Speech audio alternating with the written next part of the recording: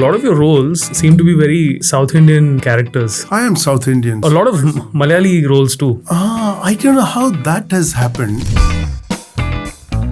I think your film choice also quite solid, I would say. For me, it's important that it's a good story. It's important that the role has trajectory. I have an editor friend. He also acts in a lot of Kannada movies. So I said, what kind of role? No, sir, it's a major role. I went to give me the major's costume. He told me, Bollywood is where, which part of the world is Bollywood? I think Hindi cinema has begun to lose out because it is not rooted in India anymore. Kashmir Files.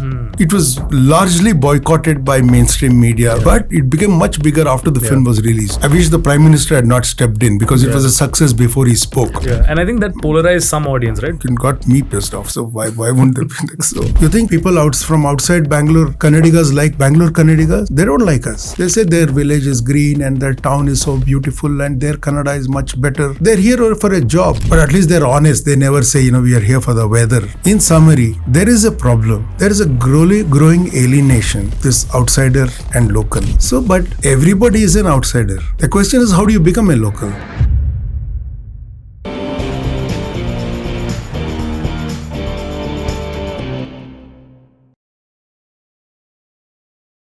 Do you do a lot of these interviews? I did a thorough check at my end. I went through a lot of the things that you've I think, I have done maybe about 6 to 8 in the last 2-3 years.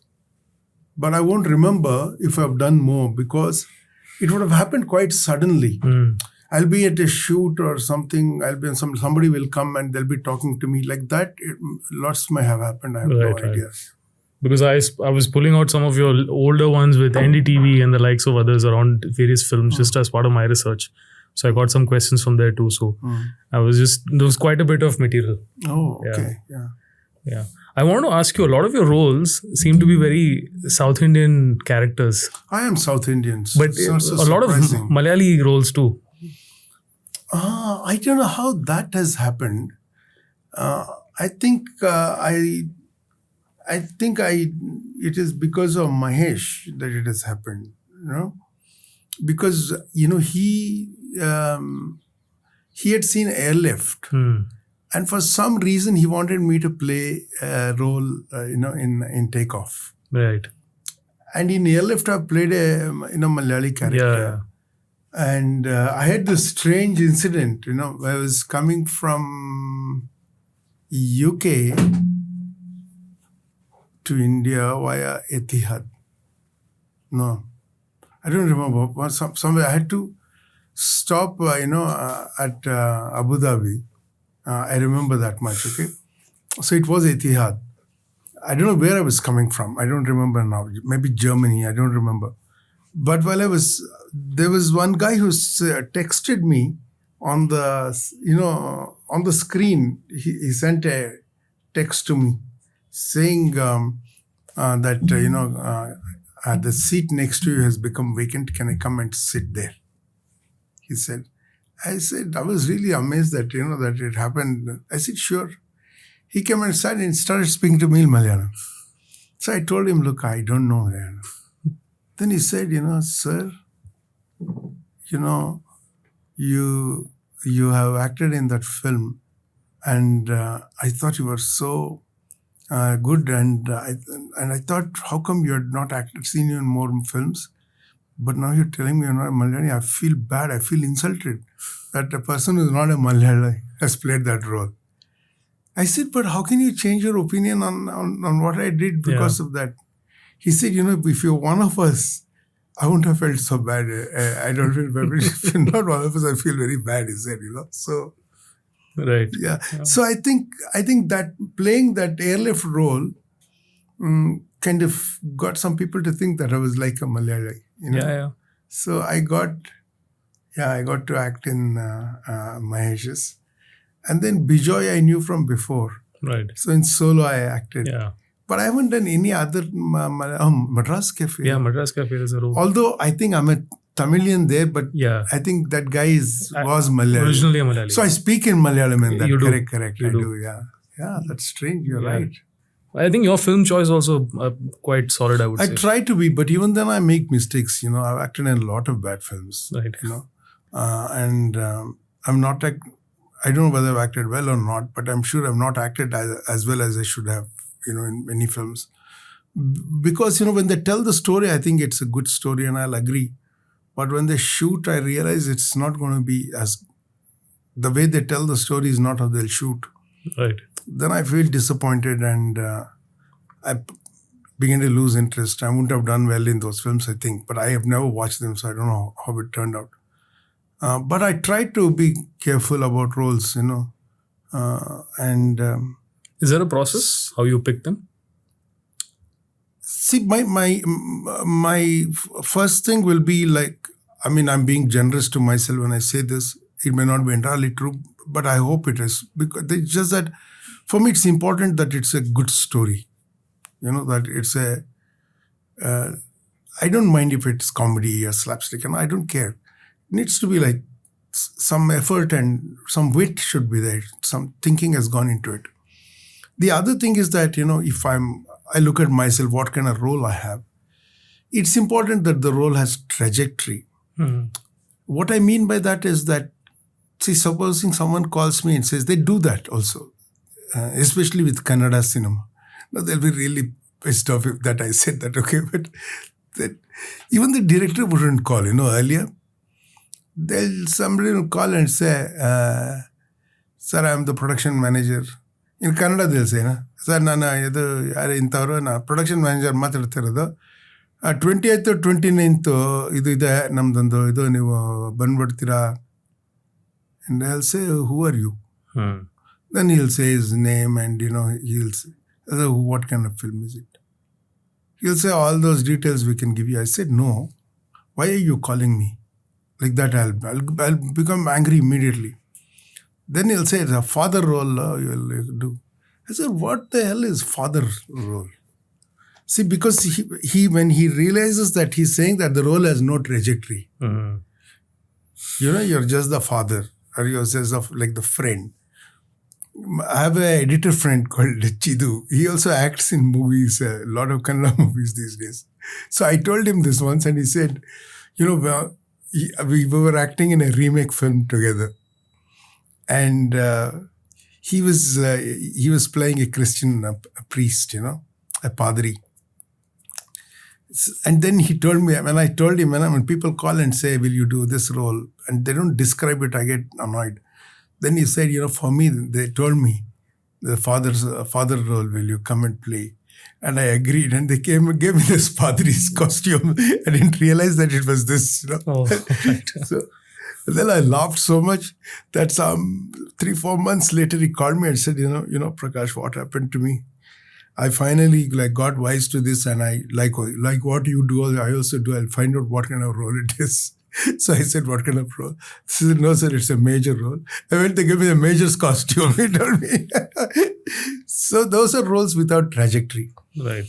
See, to put it in a more concise and very precise terms, I'll say, trajectory means that the incidents of the story affect the character.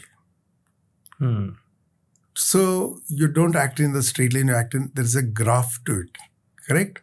Your journey along with the story of the film affects the character. Otherwise, if it's not that, it's not worth doing, usually. Right. Yeah. When I was reading about you, I noticed that your father was in the theatre industry. He was...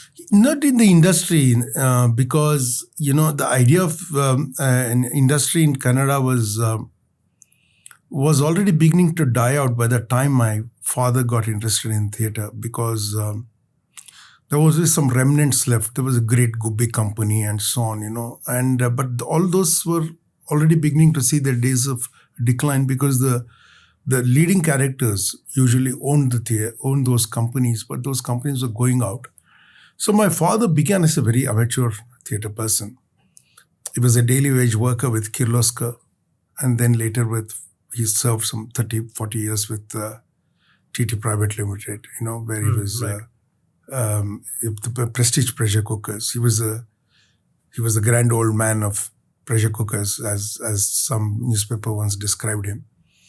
So he was with amateur theatre, and he did a lot of work. He was called Makeup Nani or Green Room Nani, but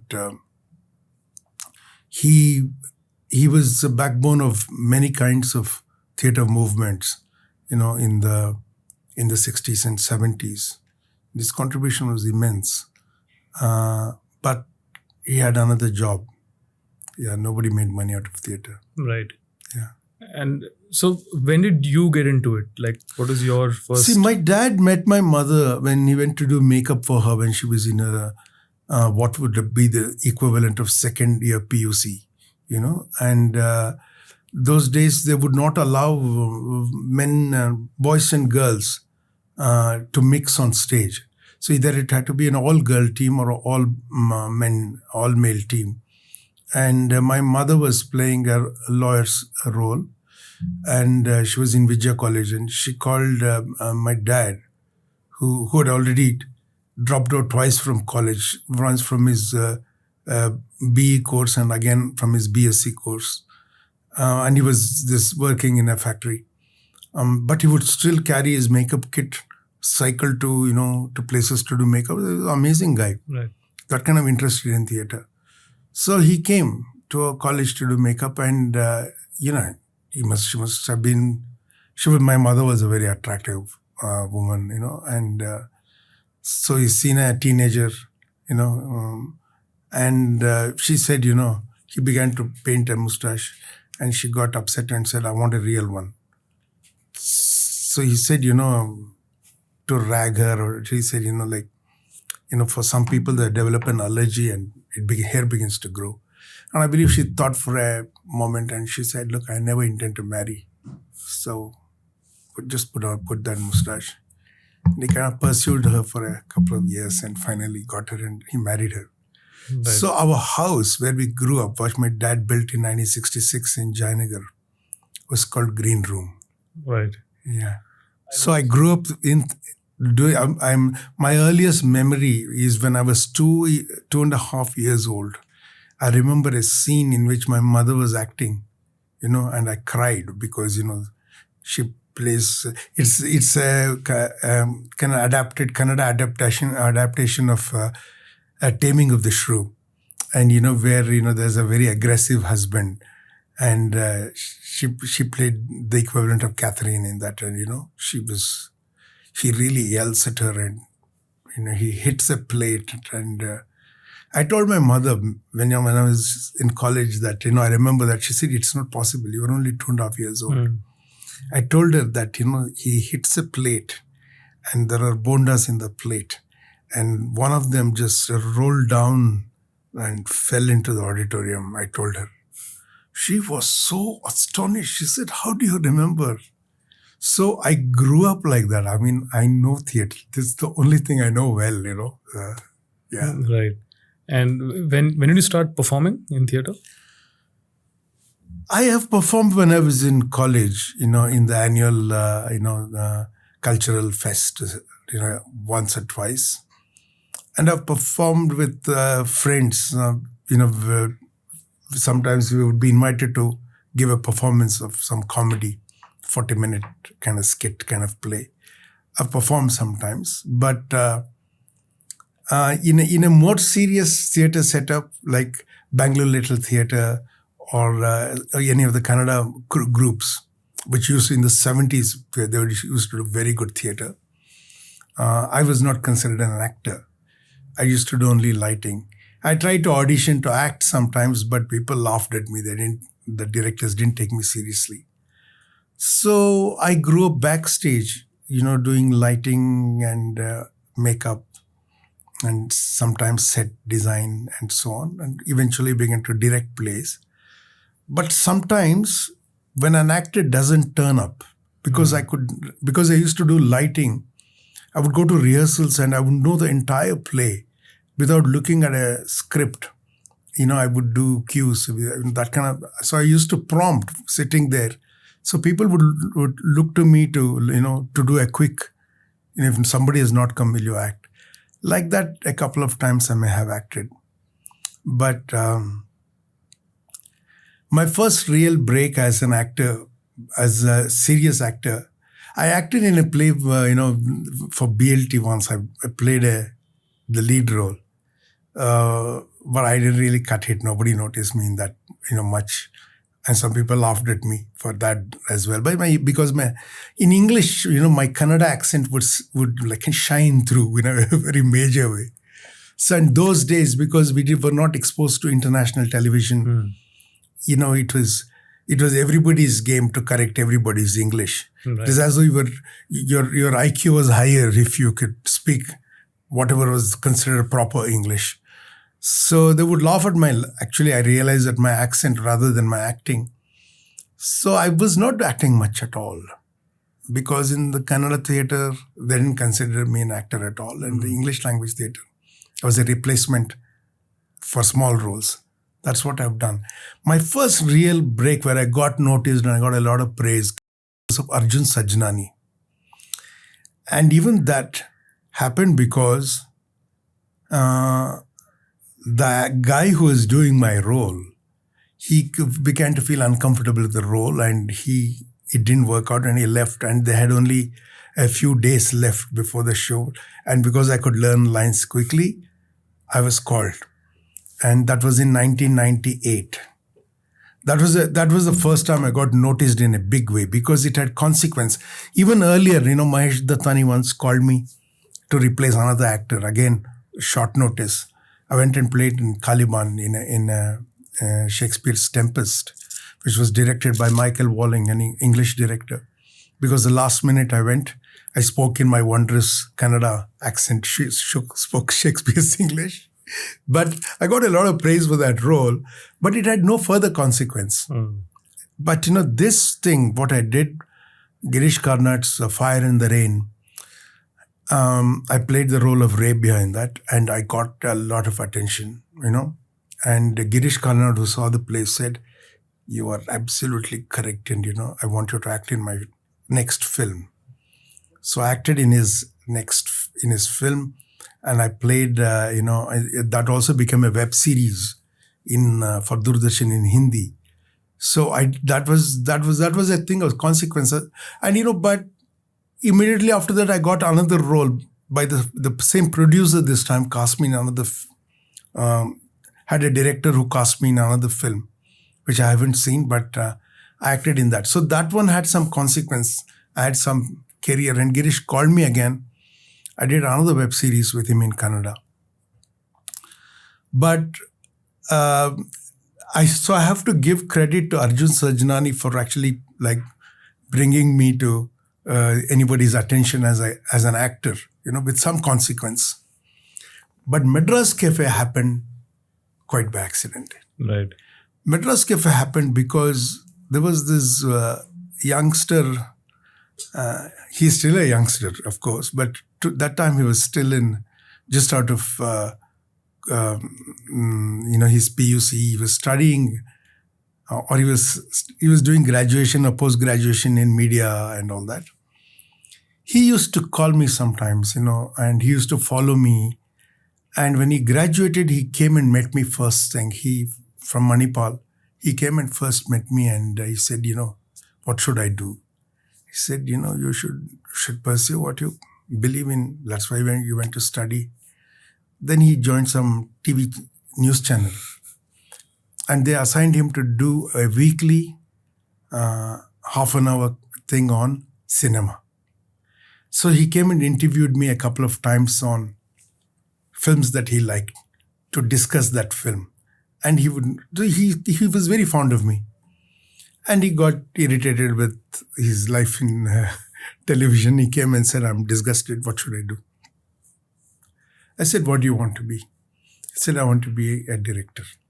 I said, "Then you should not have done this at all. Leave Bangalore. This is not a good place to learn film. Okay? You go to either Chennai or Mumbai or Hyderabad. But you have to go with this condition. You should be able to live there for a couple of years without salary. Somebody should feed you and house you for that time. And you should be able to work with somebody very hardcore, who will be your guru. This is not something you graduate from film school and do. this is something you work under a guru and do. Right. So, are you willing to do that? He said yes. Then he said, I'll go to Bombay because my cousin is there and I can stay with him. Then you should get your parents' permission. You should tell them that you're not going to get a salary and they should be able to deal with it for a couple of years.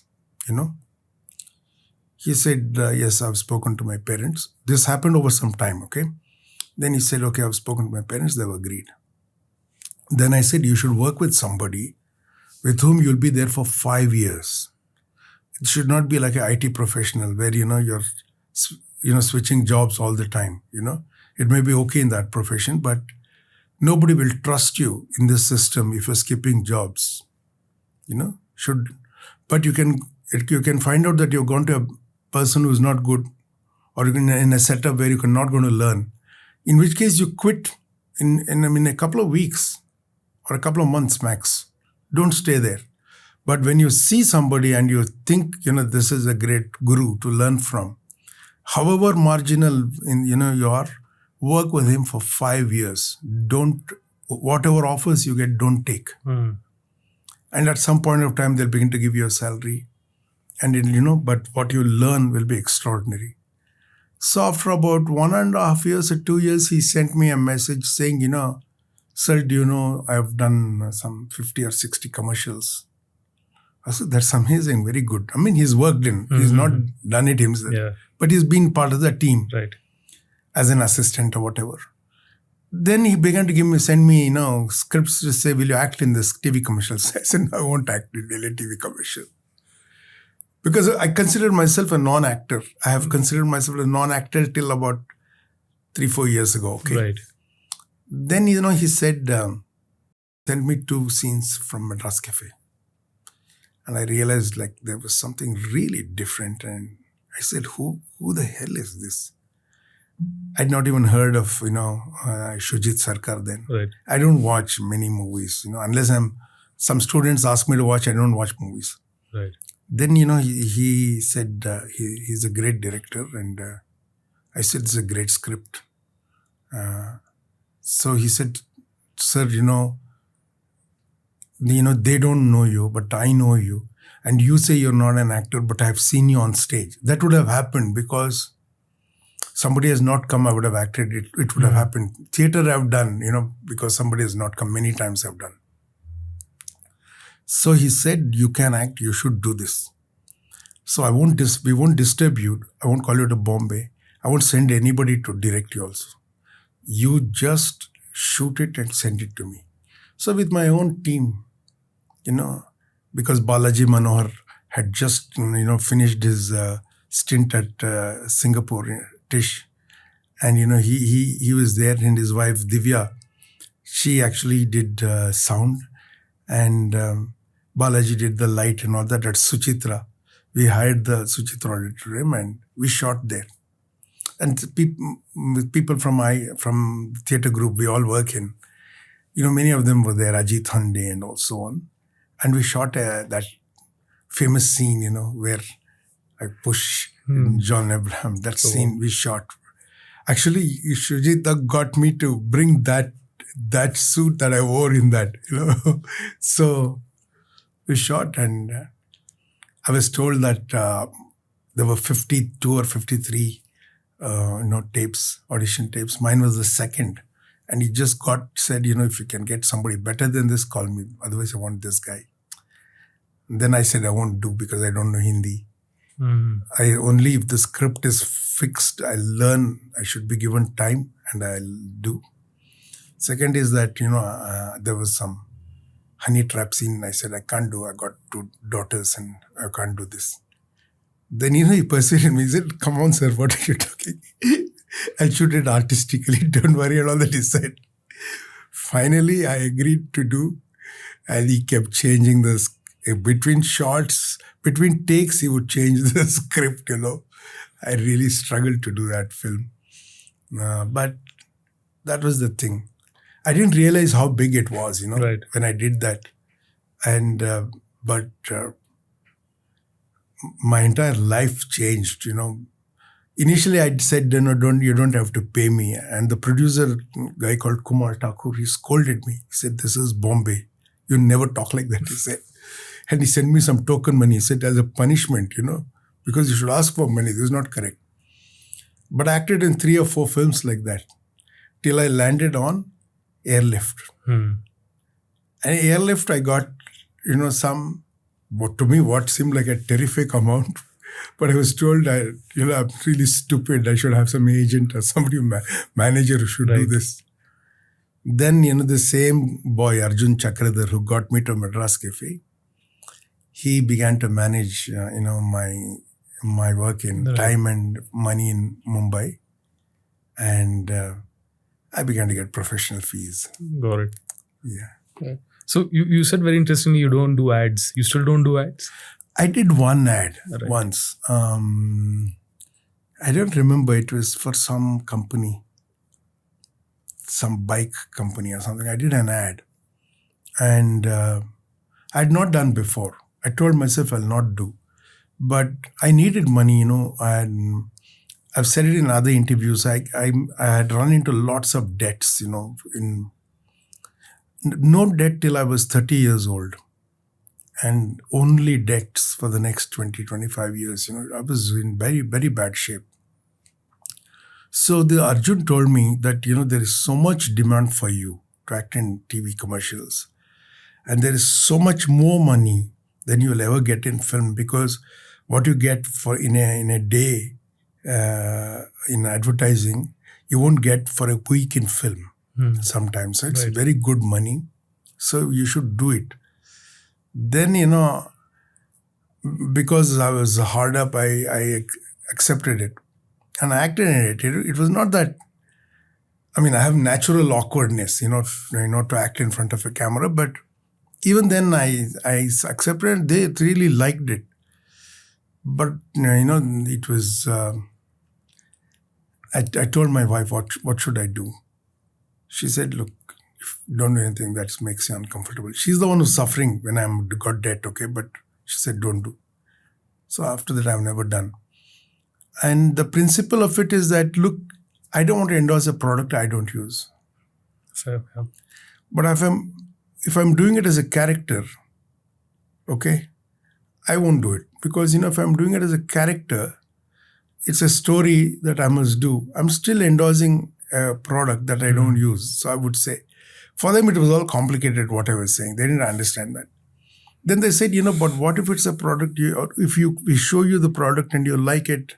I said, then I'll do it for free. But I'll do it as myself. Yeah, that's what I meant. Yeah. I said, as a character, I don't want to do. But if I'm going to endorse it, I'll do it as myself. I'll do it as Prakash. I'll not do it as a character. They said, no, sir, that's not a script. I said, see, it's never going to work out. I said, so I don't do TV commercials. Right. Interesting. You also said that you advised this person to move to Bombay or Chennai or Hyderabad.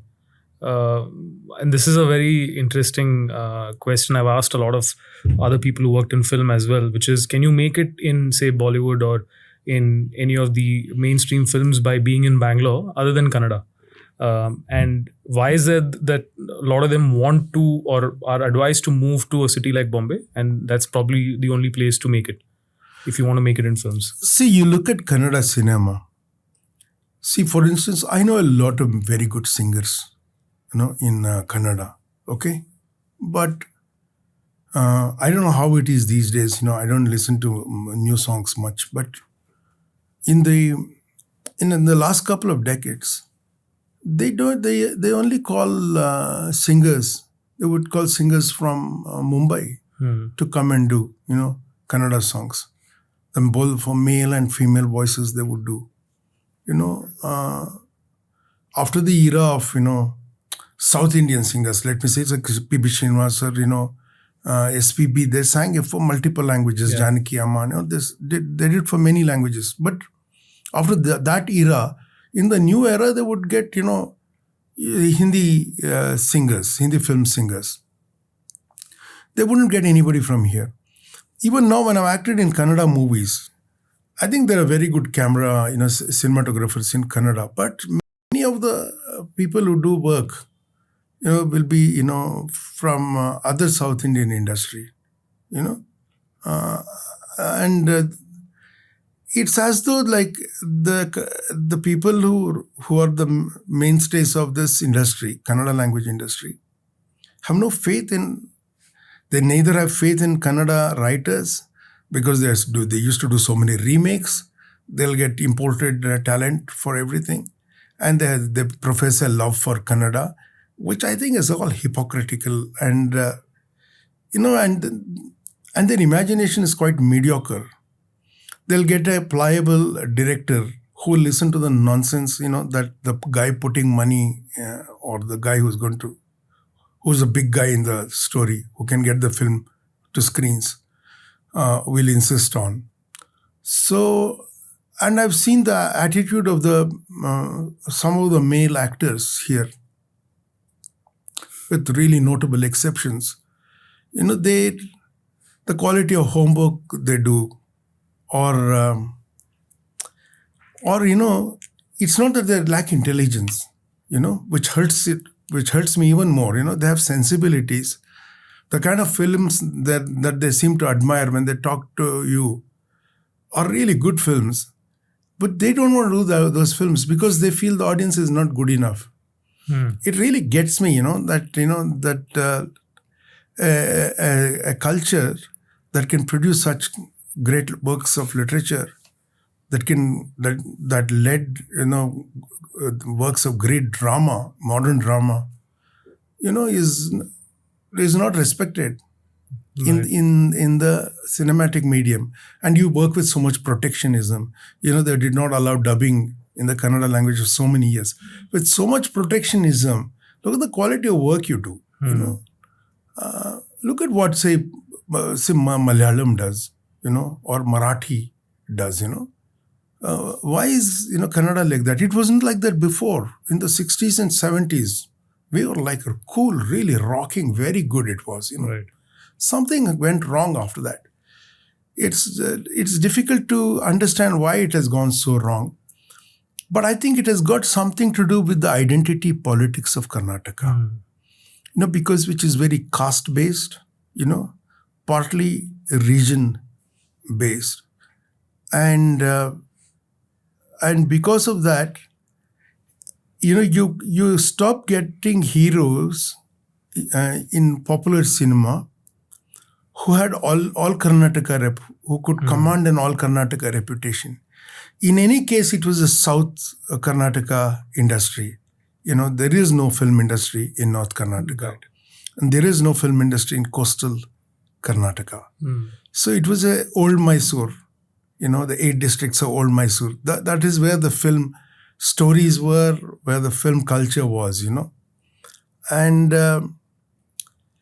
so I think with all that also, say somebody like, say, Dr. Rajkumar, could get an all Karnataka kind of audience and reputation. And there were some other notable figures like that of that era. But it began to go after the 80s, it began to go.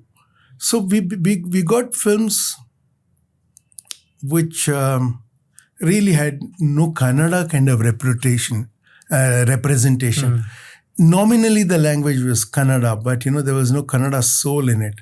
Maybe there was some artistic cinema like that, but even I don't know whether they were interested in getting a release even, maybe they just wanted to send it to the festival or award, circuits. Right. So the popular connected cinema went into the hands of people who had a kind of dialectical or caste following, Right. And it has been eventually harmful for Kannada cinema, I feel. For the industry, I feel. But now you can see that, there was a movie called Rangita Ranga. I've not watched it, but it was done by a set of, coastal Karnataka talent.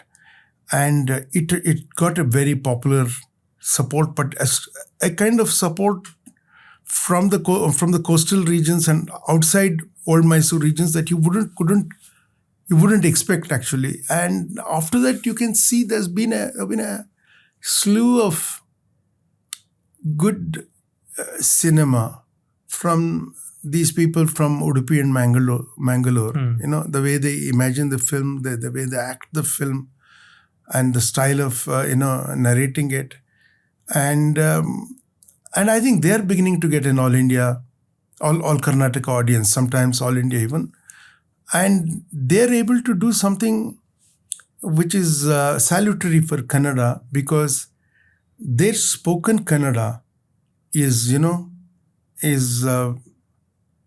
closer to the classical Kannada. Right. And it is even their dialect, even the dialect in which they speak the Kannada is closer to classical Kannada in terms of the vocabulary, and the idiom of it. So I think some change is beginning to happen. Right. But I don't know if we have a critical mass of films yet that can say we got out of the rut, you know. So it's a long answer to your question. I don't think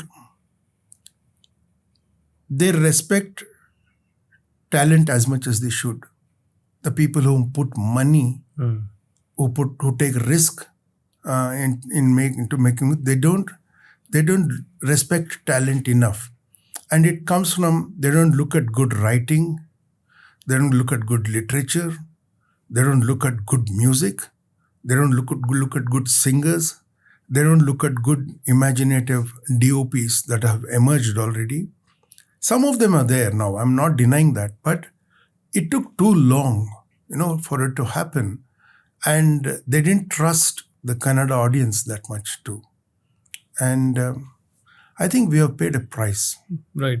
Because even when you look at the other three South Indian languages and their films, Malayalam doesn't have much of a size or target market, you call it, but they still make critically acclaimed films. Look at Telugu and Tamil, they've been known for making large films, right? They do a lot of numbers. I don't think Kannada had anything probably till KGF came along of that magnitude and scale. But, but I'm saying, I have not watched KGF, right. But I'm saying KGF is a big film. Kannada is nominal in it. What I mean by a Kannada film is Puttanna Kanagal films.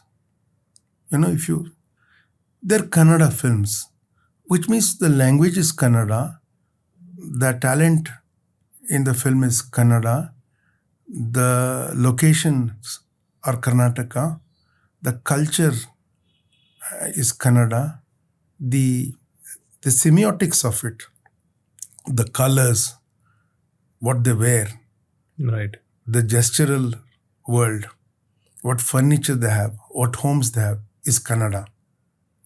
So KGF is a blockbuster. I don't think it describes a Kannada culture, But Kantara would. Kantara would. And all the Mangalorean, the Udupi films, they would be local. Kantara is micro-local, I said, Yeah. It can't be anywhere else. Like that, there can be something somewhere else. Somebody said, we can do it with Them. Of course, I said, you can do it with Them. You can do it in many folk arts in India, But I'm saying it is local and there, It looks Mangalore, It looks Udupi. You can't change it. Vandu Motteya Kate, the language, the humor, the underplaying comes from a Yakshagana tradition of irony, They have a thing called Talamaddale, without costume, without makeup, without anything. They just sit, wearing what they're wearing, looking at the watch and talking, and they're playing Rama, and they're playing Krishna, they're playing, Kaurava. They do that. And, there's irony in that is so subtle. They're trained in that, This kind of slight of heavy-handed now, this side of it. Okay, so that's what I mean by Kannada. We lost that, and we must regain that somehow. But in Malayalam cinema is Malayalam all around. Its semantics is Malayalam, its semiotics is Malayalam. Right. And it plays to a completely Malayalam audience. When the 2011 census was done, I think 97 or 98% of people said their spoken language is Malayalam. Yeah. When they say spoken language Malayalam, they said their culture is Malayalam. Yeah. But in Karnataka, I think only 2/3 of the population said it, So I'm saying we have a different challenge. And the way to overcome it was to consolidate what you have, not to destroy it. Right. And imitate somebody else. You cannot, imitate, a Pathan or a Jawan where they spent 300 crores. You can't spend 20 crores. Right. They've done a film now, they've spent 150 crores. So if the film does well, it will do one kind of damage. That means many people will try to make such films. If it doesn't do well, it does an obvious other kind of damage, where they will hurt themselves, and they'll hurt any kind of risk taking after that, Right. Is it the same problem that's happening in Hindi films in Bollywood? Because now there's a reputation building that they aren't making good films. I said it in a conversation in Mumbai itself, I'll tell you. It's an extension of the same thing that I'm saying before. See, Malayalam cinema is located in the Malayalam culture. Nominally, it is called the state of Kerala, okay? Yeah. But the Malayalam culture is Dubai as well, is Delhi as well, okay? Yeah. Wherever the diaspora exists, is Malayalam culture. It's located in that culture, okay? Geographically, the state of Kerala, but really, you know what I mean, no? Yeah. Tamil is also similar. Telugu is 100% like that, okay? But Kannada is suffering because it is not exactly clear where it is, okay? Bollywood is even worse. Where the hell is Bollywood? See, in the early years after independence, the film culture, which was strongly influenced by the Bengal Renaissance, starting from Bankim, onwards, Anand Math was made as a film, where Vande Mataram comes from that play Anand Math, okay? So there was a very strong stamp of the Bengal Renaissance, in early Indian cinema, Bimal Roy and so on, So that was a very strong influence. So, but after independence, I think the loss of continuity started one generation before with the partition of Bengal itself. But it takes a generation or two before the effect begins to show. So it began to get out of there, and a different event happened. From Lahore, a large Punjabi, well-to-do families, families that were culturally, aesthetics, both socially, culturally, and economically well-off families, migrated. And they migrated, as the classes were, the business classes migrated right up to Mumbai. The cultural performing people came up to Mumbai. But some people stopped at Punjab, right? And eventually many of them moved out of Punjab too. Right. So when they began to make films, they began to assert a kind of Punjabi culture. And it coexisted for some time with UP culture. Salim Javed, even if they set a film in Bombay, it was a kind of UP Ramu Kaka, was there, mother sentiment and all was there, right? So there was a UP culture, and there was the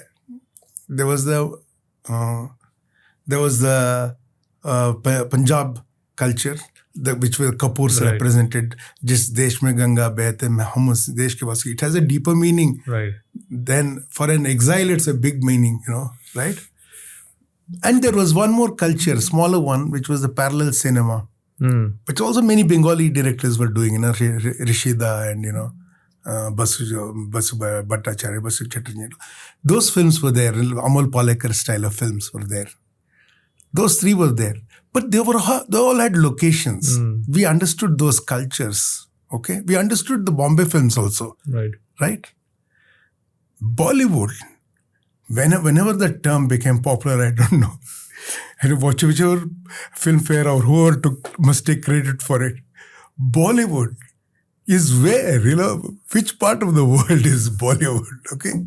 So I think Hindi cinema has begun to lose out because it is not rooted in India anymore. Right. Where the hell is it from, They look like imitation films. I played some of those roles, some in some films. I won't mention them, but they're imitation films. Western action films, they do for big budgets. Yeah. They do. Those heroes are from where, And there's a lot of it's like almost you position a brand, right, in a brand chart. I almost feel like that because some actors only do specific type of roles. It's rinse and repeat. I find it a little difficult at scale to think of that, and there's no versatility of sorts. So if you're a hero, you're just doing hero. That can happen if there is no truth in the. See, when do you get versatile? Where do you get those? There may be talented actors. See, it's not it. It's the content that's the problem. See, if you have a variety of roles, you can show versatility. Yeah. But if you're asked to do the same thing in every movie that you're doing, how will you show it? See, Govinda may be a very good actor with other roles as well. But what is the range he gets to do, right? But you look at Farooq Sheikh. If you see Garm Hawa, I'm sorry I'm going back so far back. If you look at Garm Hawa and you see Farooq Sheikh step out in the street and there's a communists are marching in the street and he joins them and begins to march, or if you see Amol Palekar saying ek akela is shahar mein, he's Mumbaiya, or if you see that that Parsi film that they made, in which Tina Munim is there, I think. She's in a Parsi family. I forget the name of the film. So those were, I think, located real films. They were, the Amol Palekar films were real films. There are, people like that you felt, But if you look at a new Hindi film, I don't watch. So I'm going to ask you. I don't watch. Okay. Right. See, even in Airlift, okay, where is the lead character from? It's a little unclear. In reality, the lead character in the real life thing, he was from Kerala. Right. Matthew or somebody was there. Okay, Martin or Matthew, somebody was there. Okay, we know where those stories come from. They're real people who do it. The role that Akshay played, however he played it, where is he from? From the larger concept of India. Where is he from? To play a Punjabi in Dubai becomes kind of ridiculous, in that context. I'm sorry, Kuwait, it becomes ridiculous. So they managed it quite cleverly because, the producer was a smart guy. The director was a Malayali with sensibilities. So, it worked out well because of that. But, how long can you do it? When you stop being authentic, when nobody identifies with you anymore, how will you do these films? Yeah. I remember someone I know put out a post once complaining about Mission Mangal, which is based on ISRO and the mission. But the cast completely read of North Indian characters. There was Pandays and so forth. And there was a comparison of actual people who worked on it. Obviously, I think it was translated or made more relatable to the audience at large. But I think they're making films for that entire Hindi-speaking region as one. But they are making, but it didn't matter before. So when they made Hindi films in the past, that became all India hits. Say Sholay. Okay? Sholay is a complete North India setting film, right? Some uncertain North India. Copied from, Once Upon a Time in the West, some scenes from Secret of Santa Victoria, taken from various Western films. But Salim Javed, they somehow located in India and looked like an Indian film. Yeah. They managed that, right? So where is that prison? Where is Rampur? Sure. What I'm trying to say is not the physical location, but the imagined location is UP, right? I mean, you can't think of it's some central India, but really northern central India. Some place in UP you will feel it was located. There's a Daku and there are dacoits. You have to locate it in some place. It got located correctly. Okay? So when Prakash Jha makes a film, he locates it in Bihar, Ganga Jal. Okay? Yeah. You can see it's located either Eastern UP or Bihar. You can make out, right? Yeah. But when you're making films that you can't make out where it is located, how will you, who will identify with it? Because, everybody is able to make, getting exposure in their own cultures on television. You may laugh at television, okay? You may laugh at the Saas Bahu series, but Saas Bahu series are real people. Real people can identify with it. Right? Yeah. It's quite sad and disheartening maybe, but these are real things. So what they watch at home is more connecting for them than what they're watching in a big. They're coming for entertainment and they're getting blasé. It's not entertaining enough. He fell off a helicopter, not good enough. You have to follow the moon or something now, because it becomes that easy now. And is that why now there's a term, right? This movie is an OTT film. This is a theater film. There's these tags that come with it. Is that coming out of this behavior and a response to it? See, actor gets trajectory in OTT. Actually, without trajectory, people won't accept an OTT character. Right. True. Right? They accept it in a soap opera at home. But soap opera is not a running. See, I'll tell you what the difference is. If you learn film, you cannot apply it to soap opera, because what soap opera script is that you prolong it as long as it can run. Yeah. So you don't reach characters to any conclusion. If they're popular characters, you don't allow them to conclude the story. They can get no trajectory. They must stay suffering throughout. There are different ways of suffering. If they see the greater viewership for somebody called Tulsi or something, I remember Smriti Irani played that. I think that character. I think Saas Bhi Kabhi Bahu Thi. But I didn't, because I knew that that articles would come on that thing. I've not watched. I don't know what her character is in that, but I know that her name would keep coming. So if she's suffering, you'll find many different ways of making her suffer, because that's getting more viewership, right? So, but you can't do that in OTT. People will binge watch. Yeah. True. So it is like a long film. It constructed like a long film, like a big novel. So you can see to it. It must have a conclusion. It hurtles towards a conclusion, right? Right.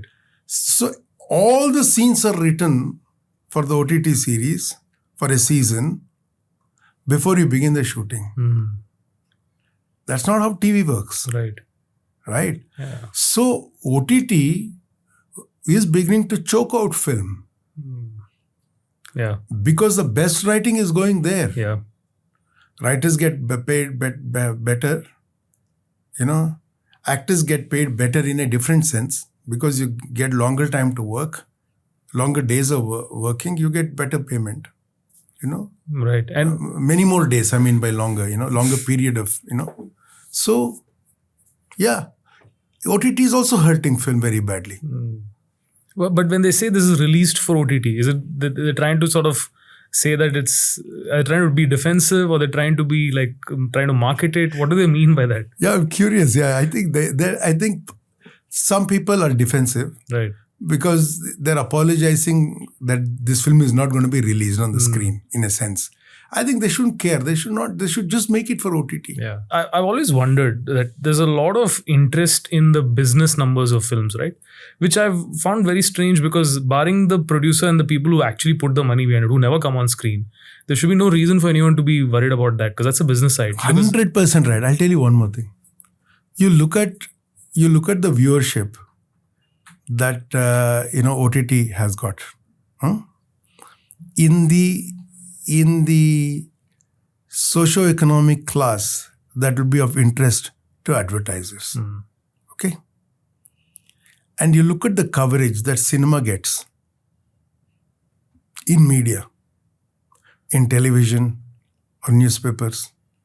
Look at the attention that cinema gets, where it's possible that some films get an audience of maybe 10,000 or 5,000, sometimes in Kannada. Okay, they'll get a lot more attention than a new television serial. Okay, or an OTT thing. You'll not.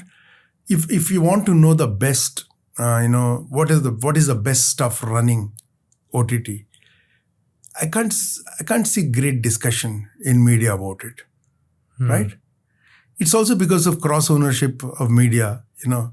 Actually, it's stupid. They're actually doing damage to themselves, in my opinion. But what do you mean by cross ownership? I'll tell you. If you have a television channel, right? You also have an OTT platform. You also have film production company. And you don't talk. You also have newspapers, and you have a news channel. Let us say, then only your stuff valorize. You'll not look at anybody else. It's really stupid, right? Yeah. So it comes down to the same question that you're asking. Actually, advertisers, people who put money, should understand that the big guys understand it. They'll advertise only on cricket in a big way. That's why. Because cricket gets a large audience. Yeah. And they can pick and choose, which kind of cricket, what you should advertise, right? But I don't think they do that kind of research for OTT, for instance. They don't have experts. I don't think advertising channels, they have experts who can look at what may be a good script, what gets a ACCA A+ audience, I don't think they get it. You may not be allowed to advertise on the OTT thing because you'll kill it. Although I think experiments are happening now where it's free to you, but there'll be ads kind of thing. But I don't think you can get good material there because now they're spoiled. People are doing OTT. They'll not compromise. True. Yeah. Also, advertisers, to be honest, don't understand much. They're sold to by some account manager, salesperson equivalent from the OTT. So they come and say, buy this slot or take this, we'll give you this. So it's all bundled together. And so they should read the script. Tough. And they should look at the track record of the directors. Yeah. They should look at data, and what kind of scenes people have liked. They would have left the job and joined somewhere else by then, right? True. Exactly. It's like IAS officers, who are supposed to know everything, but actually who know nothing, in my opinion. If you ask me, greatest damage done to development in India is IAS officers because they're not subject experts in anything. They train to be really people managers. Now that also they don't do. They actually manage politics, that's all. Right. Maybe they're looking at where to get transferred next kind of thing. Looking at the careers. What will they understand of any place? Right. Agriculture is really tough, You'll get posted somewhere. What will you understand, True. Yeah. Coming back to this, I think my takeaway is the root cause is actually bad marketing and advertising because someone once said this to me. He said India is a very low trust society. So people don't trust each other.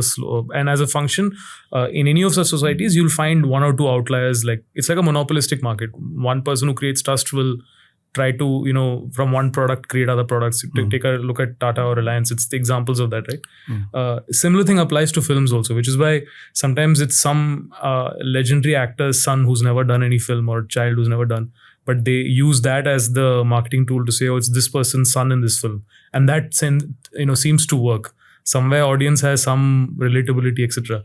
They're desperate, They need to hang on to something. They'll feel like, this person is a decent man, so the son must have values.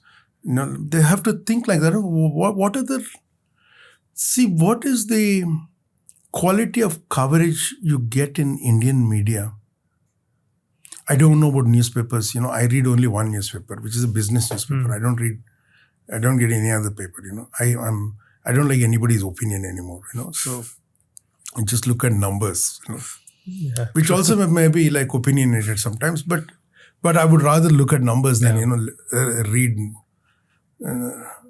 woke rubbish on newspapers. But what do you see? I'll tell you today. I saw two things. First thing in the morning, I woke up at 6:20, and I walked and I sat down for breakfast and I watched two things. Okay, one is that SpaceX has captured a booster rocket, which must be several stories tall, big thing. and it's come and put it in that launch pad, Yeah. And it's some incredible thing. I don't know how. It looks Reusable like rockets, yeah. it looks like some AI, some computer graphics to me. I can't believe that they've done it. Right. The other thing is that they've done the Tesla robot.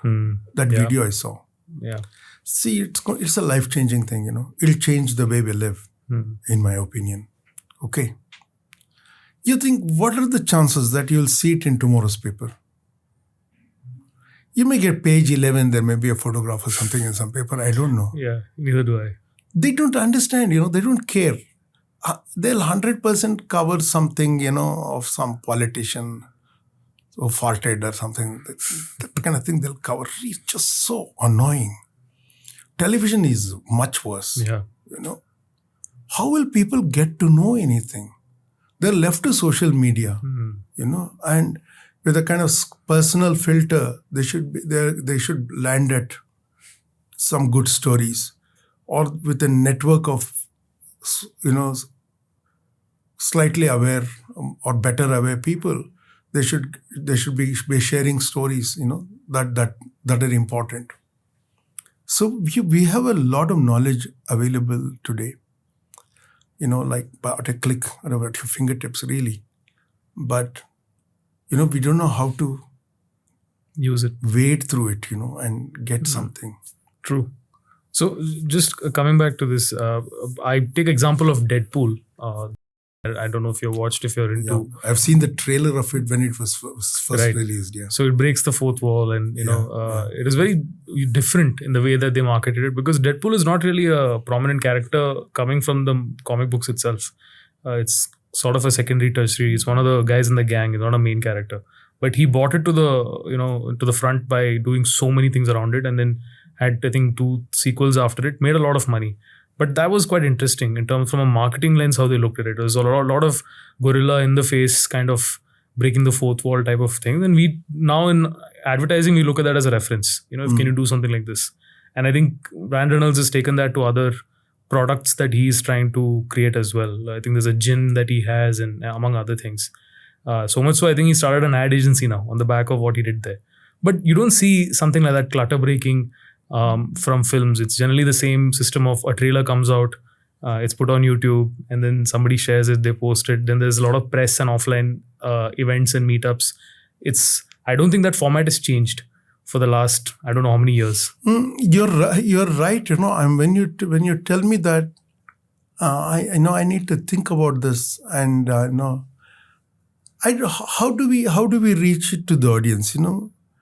We have understood that word of mouth is a great way to do it. But that's always after the film. Yeah. So you see, when we did this stint of, say, 20 shows in New York of a theater play, we did some 6 or 7 previews. And then before we opened it, called for opening night. And we got newspapers. We got means they got, whoever was presenting, the public theater was presenting us. They got all the great New York papers, to come and, people from there to come and watch the play. And sure enough, by the time we are well into the run, we were having full houses. Okay. Pure word of mouth, because, we can't advertise, for theater, what, you have 500 people, 800 people in the hall. You can't advertise, in any big paper for that, it'd be like the budget of the run, to do an advertising campaign, because it's not a recorded medium, right? So how do we do? We do it with word of mouth. If you can look at the oral tradition, to which in some ways, socially speaking, word of mouth should belong. You should look at social media as a kind of development from oral tradition. So let me say, you don't look at, say, YouTube or Instagram as a development of cinema. Okay. You can look at maybe television as a as a moving image media. Okay, that's the term, right? But we don't look at really YouTube as moving image media. We look at it as social media, right? Yeah. We don't look at it. I'm saying because of the orality that is there in social media. It's like you talk, you communicate. It removes the formality of communication structures, right? Even the formality of a joke is not there. The joke also needs structure. In oral media, it's just completely random. In social media, it's random. You just say anything, abusive. You do cartoon, you do memes, you do jokes, you do anything, right? If it actually comes to that, it becomes viral very quickly. The film in which I experienced that is actually Kashmir Files. Very little advertising. Yeah. Okay, but it was largely boycotted by mainstream media in the beginning, but it was word of mouth before the film was released. I'm saying, and it became much bigger after the film was released. I wish the Prime Minister had not stepped in because it was a success before he spoke. I saw a clip in which you said this. I was very curious. Yeah, it's not correct. I feel like for him to take credit for everything, it's crazy. He should step up. I wish he'd not gone to the temple, Yeah. He has work to do, not put on costume and makeup and, go into different things. Yeah, and I think that polarized some audience, right? Because there was endorsement. It got me pissed off. So why wouldn't they be so? So I'll say, but the thing is, it spread very quickly. Yeah. I'll give you an example. They asked me to say something about the film. Okay. And they didn't tell me what I should do. There's a level of trust, let us say between, in that setup, like Vivek ji or Pallavi ji and me, we trust each other. Okay. So she said, Prakash ji, do something.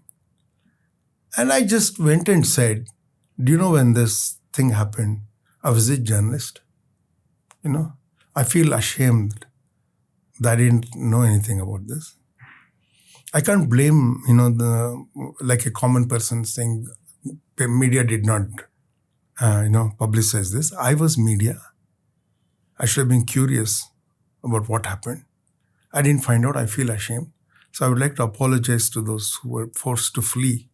That as a journalist, I feel in my thing. Actually, this is a thing that is very moving. You should see. Listen, that went so viral it became. Because that is orality. It's not advertising. It's not promotion. It's a kind of confessional talk, it is, right?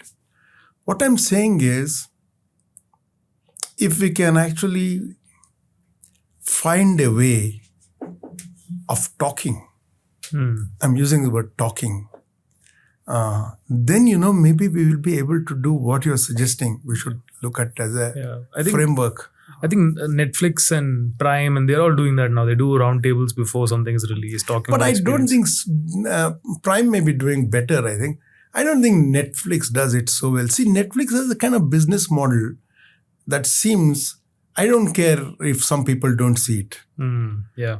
Right? See, I'll tell you why I find the Ambanis, at least now, only Mukesh Ambani, his empire, however disturbing it has always been in the past for people like us, So he is... See, I'll give you an example.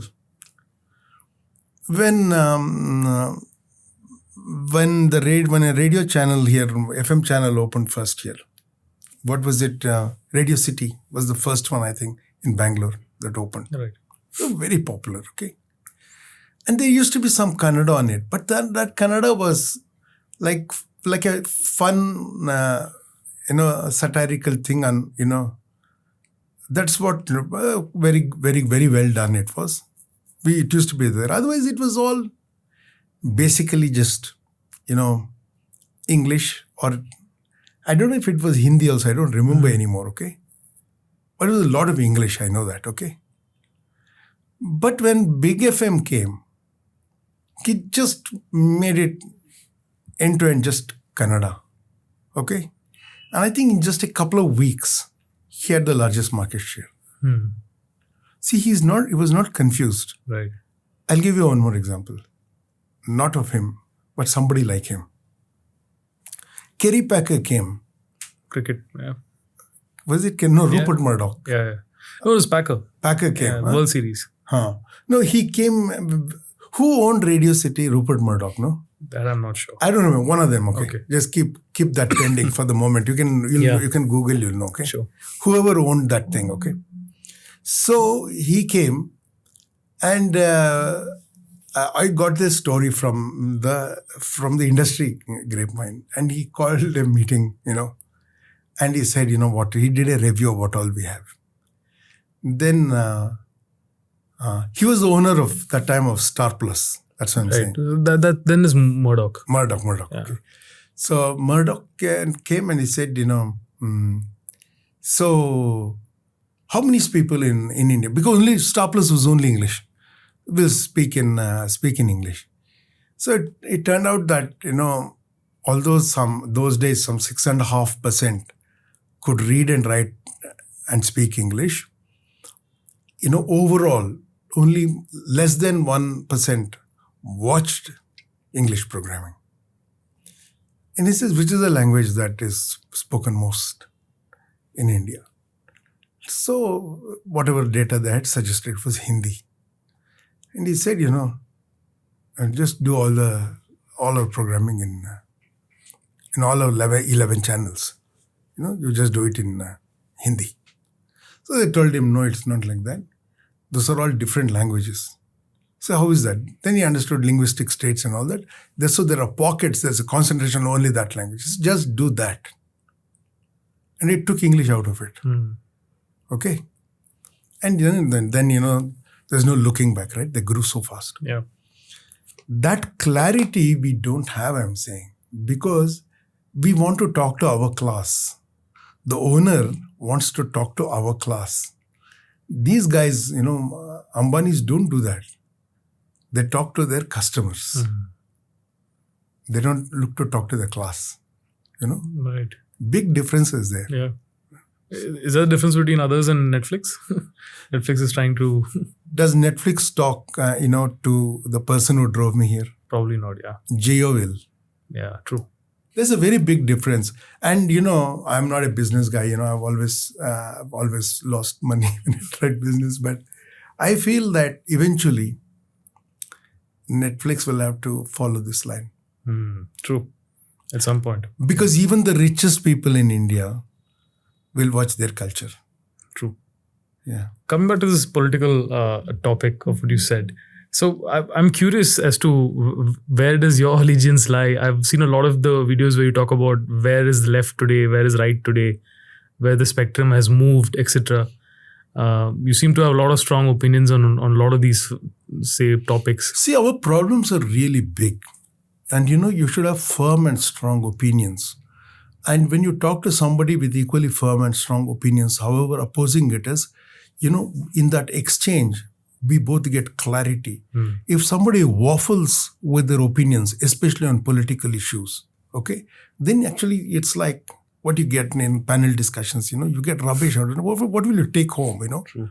in everyday television debates, right? The reason I say this is, look, we have a great crisis, okay, in this country. Even before climate change, we had a very great crisis in this country. And the crisis was about deprivation. And deprivation caused by poverty. Because now we are talking about universal basic income or doles and all that.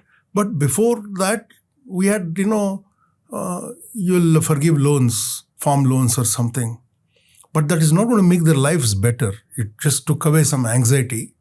But it's not going to make lives better. Okay, they were not going to repay that anyway. They didn't have money. They had no means to repay. But now you're sending rice home or, whatever, money home, giving doles, they may make some use of it. The reason I say this is poverty caused the distress. Even though poverty is there, but the distress is alleviated to an extent by actually giving doles. Okay, so I feel poverty itself is not a problem if we can look after basic things, It's a smaller problem than it is now. Let me put it that way. And it's the government job to address that. Okay.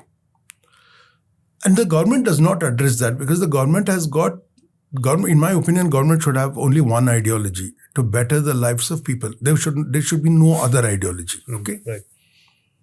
And it should be proportionally make it better. If somebody is doing very well, okay, you don't have to make their business better unless they generate more jobs. That should be the trade-off, or generate better incomes for the poor. The problem in India is the governments are elected by multiple parties and no union government in India has come with 50% support. They're always, in that sense, a minority government. Most people have not voted for them. Okay? So they're looking to actually just win the votes they're winning. So in government, they serve only the constituencies that have got them there. Right. Okay? So what happens is, with identity politics, that can get very badly subverted. Instead of serving the most deprived, you serve the most consolidated. That kind of travesty can happen. So now I'll say something, controversial now, let us say.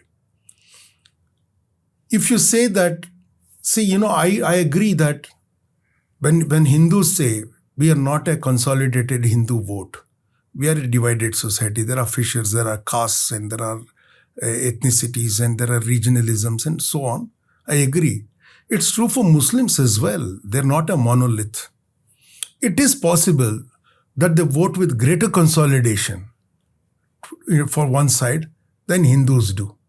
In that case, if they become the largest block of voters for a party, then the most deprived, who are their neighbors, okay, will get persuaded to look at consolidation into their own caste groups or community groups or communal groups. Okay? And this identity politics is fed by government policy making, the way government actually does law enforcement in the country, and the way the government issues statements, So it does not really improve anybody's lives, really, because for that you have to do well for all the deprived. See, in which case, if you supply clean drinking water in a pipe to this house, and then the next house, because it's in the pipeline, and then the next house, irrespective of people who are there. They're in villages, they don't have water, they're deprived, poor, period. That's the only line. You just do that, then that is better governance than the identity politics.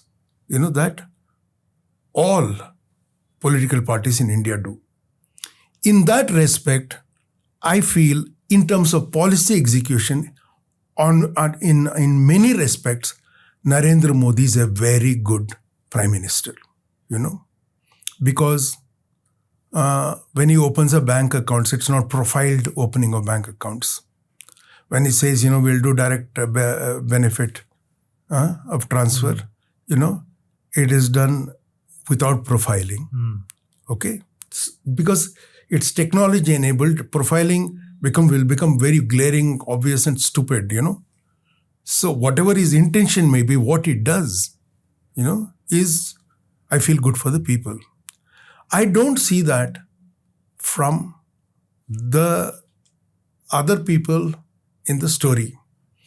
And let me be clear. If you are a communal Hindu, okay, it is bad. If you are a communal Muslim, it is bad. If you are a communal Vakkaliga, it is bad. If you are communal anything, it is bad. You can wish well for your community, but in government, you wish well for every community. Otherwise, you are doing bad governance. So if you're going to discriminate in favor of some people, then you say, I will discriminate in favor of the most deprived. Then I understand. Okay? I'm just clarifying this. So I cannot be loyal to any party. I can be loyalty to programs and ideas. I cannot be loyal to Narendra Modi. Okay? I can be loyal to what it does. I don't see shining examples from everybody's side like that. I think the guy they defeated in Odisha was a good chief minister, I think. Right. You know? Yeah. And I've been to Madhya Pradesh many times for whatever years that Shivraj Singh Chauhan has put in there. I think some good work has happened there. You know? I see great work there. I don't admire Kerala as all the media does. See, because I'll tell you why I don't admire. When you say, you know, that in terms of human development indices, Kerala is doing very well. What are your migration rates? Okay, tell me what when you look at the footfalls into Kerala to settle down, footfalls going out of Kerala to settle down elsewhere. You get footfalls that are settling in will be like indentured labor from Assam, you know, or Bangladesh or Rohingyas, you know, is what you will have because they're thoroughly deprived. You're just furthering that exploitation. I don't think your union rules and all apply to them. Okay, it's sheer hypocrisy to talk like that. But look at the people who are going out. I have not met in my life any family that says, you know, they're moving from Bangalore to settle down in Kerala. Yeah. I don't know if they're moving from UP also to settle down in Kerala. You know? Yeah. What I'm trying to say is, people are moving out. Okay? And what is your productivity? Where does your income come from? If you look at that, I don't know if we are doing as well as you think you're doing. It's because you're not doing so well that people are moving out actually. Okay, that's what I think. And COVID, for instance, no state in India got this, you know, this hallmark kind of certification that Kerala got. You know, around the world it got, you know. The best newspapers in the world gave glowing reports about Kerala's management of COVID. But let me tell you, I've read it. I've read statistics of it after COVID has passed. Nobody talks about it anymore, although it is there still, okay? Kerala, you know, for population, okay, has had the worst COVID management. Are you saying genetically they're more defective than other people? No, it's just not that. It is you just manage publicity better than other people, that's all. Am I saying Kerala is a bad state? Not at all. It's really beautiful. I visited it many times and it's very pleasure to sit and talk to really intelligent people. You can do very good conversations. Superb films they make, you know. There are many things about them that we can learn from, okay? But I know what Kerala people think about Bangalore. They think it's heaven. Yeah, they do. They're really lovers, you know. I was a chief guest at Christ University once, you know, Dharmaram College they called me. And I was the chief guest and, you know, they took me to the, you know, when you go as a chief guest to an educational institution, they first take you into a boardroom, okay, where the principal sits on one side, management people, and all the faculty will sit around. There were some 45 people, it's a really large one. It's a theological college. And I asked them, you know, so how many people here are Malayalis? They said, sir, every student, every faculty member, every support staff person here is a Malayali. This is Dharmaram College in the Christ University campus, you know. They said, did I feel resentful? No. I felt funny, you know. And I've talked to, I know I've got many Malayali friends, you know. I'm very fond of them because they do very good conversation, you know. They're very intelligent people. So I talked to them. They told me, you know, we look at Bangalore like as a haven, just to come and spend time. Just we would like to buy property there and stay. They say, so they know. It's not easy to sustain, let us say, a great advertising and media industry even in Kerala.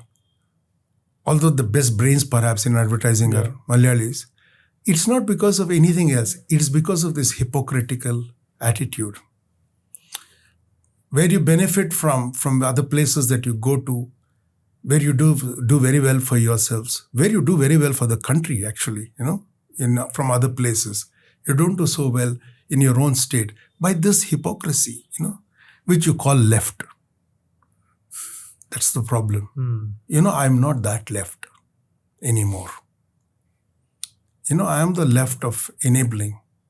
Okay? If you don't have any more poor people in Kerala, remember, because, they've gone enterprise, they've gone elsewhere and made a life for themselves. Your state did not do it. Yeah. Your state was a disincentive for them to stay there, You don't have poor people because of that. That's the reason why I don't openly admire Kerala as the newspapers do. And all this foreign certification thing, I'm telling you, in India, it's passé. You have to recognize it in some time because it's passé. Nobody buys this anymore.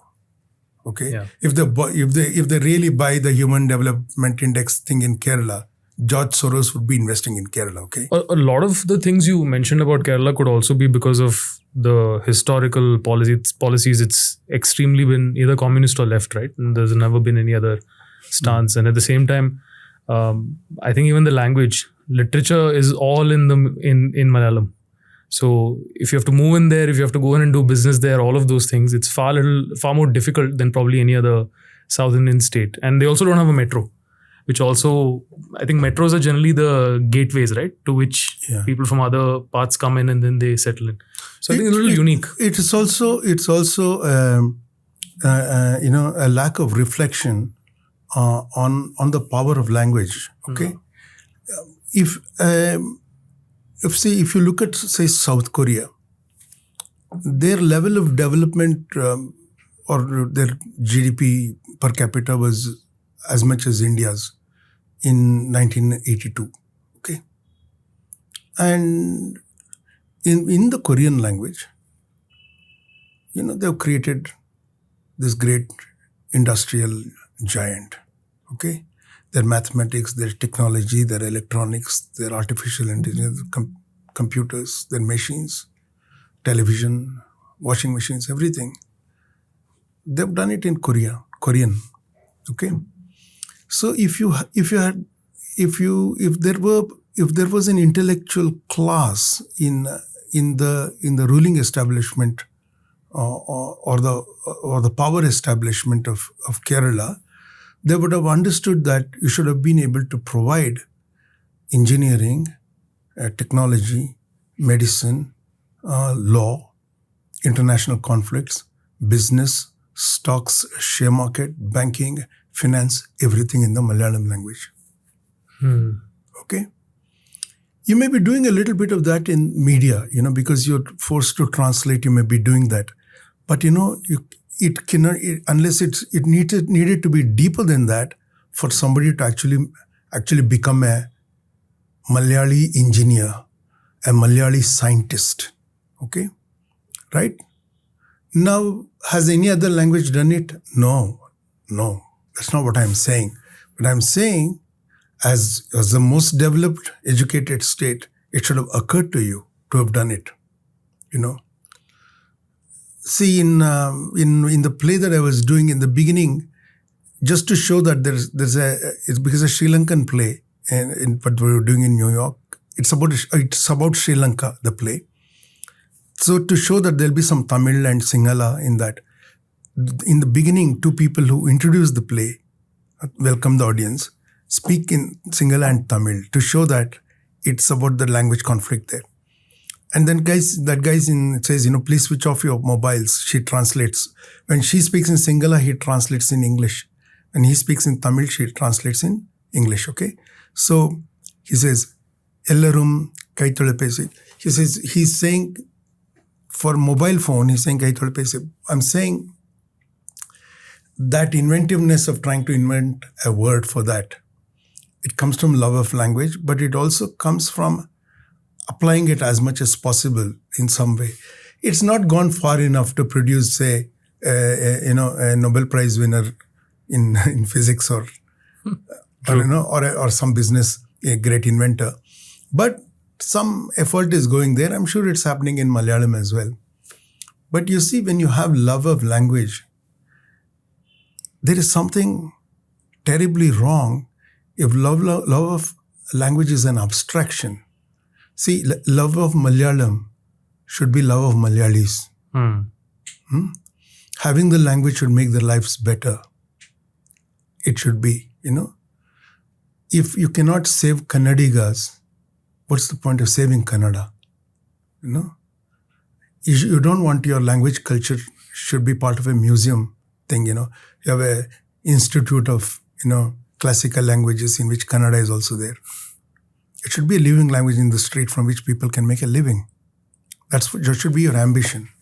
If you can't do it, you say we'll keep it as our cultural language and adopt English. For me, I look at it in terms of my lifetime only. So far, I've been saying that. I'm going to change that now because I think AI will come and it'll solve this language issue. Yeah. Okay. Anybody in any language can talk to anybody in any language, or any dialect to any dialect eventually. It'll start in a couple of years, automatic translation. In a couple of years it'll be there. By the time in the next generation, language will no longer be an issue. Maybe you don't even have to speak. Thought will be understood, Right. All of us have done very well in some things. All of us, different states in the South, we've done very well in some things. We've not done very well in everything. So this, to be proud is okay. To be like hallucinating that you've arrived is wrong, I'm saying for Karnataka also, I feel Karnataka has done very badly. Okay? We were in industrial, technological capital much before, IT came to Bangalore. Okay? Professor C.N.R. Rao once said to me in an interview, IT is neither science nor technology, he said. That's what he said. So, he said...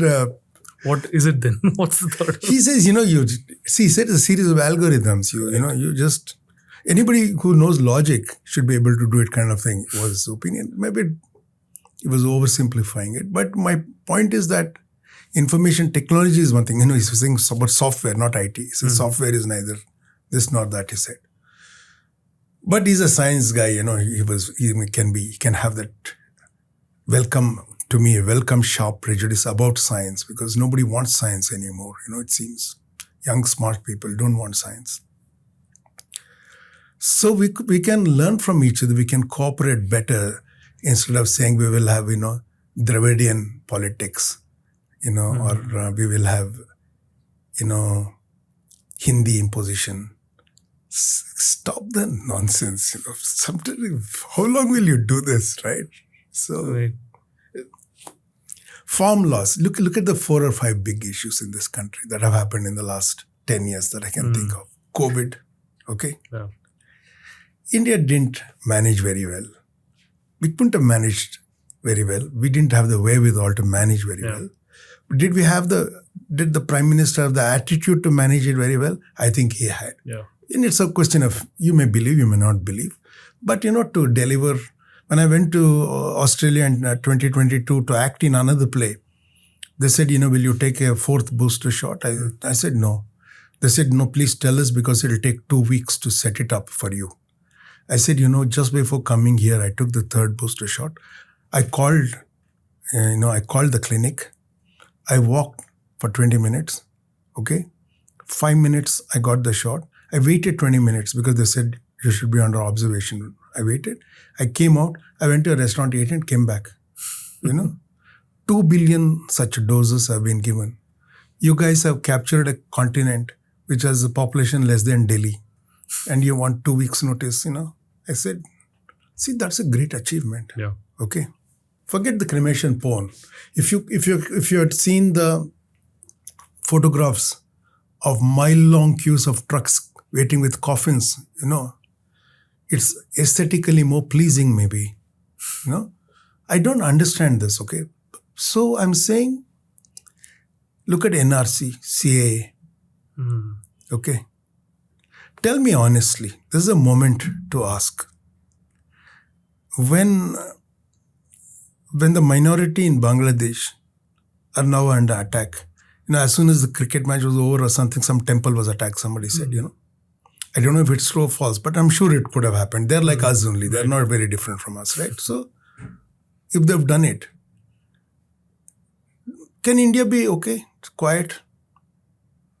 Forget that. I'll tell you, politics is not a moral question like I asked. Politics is like this. Will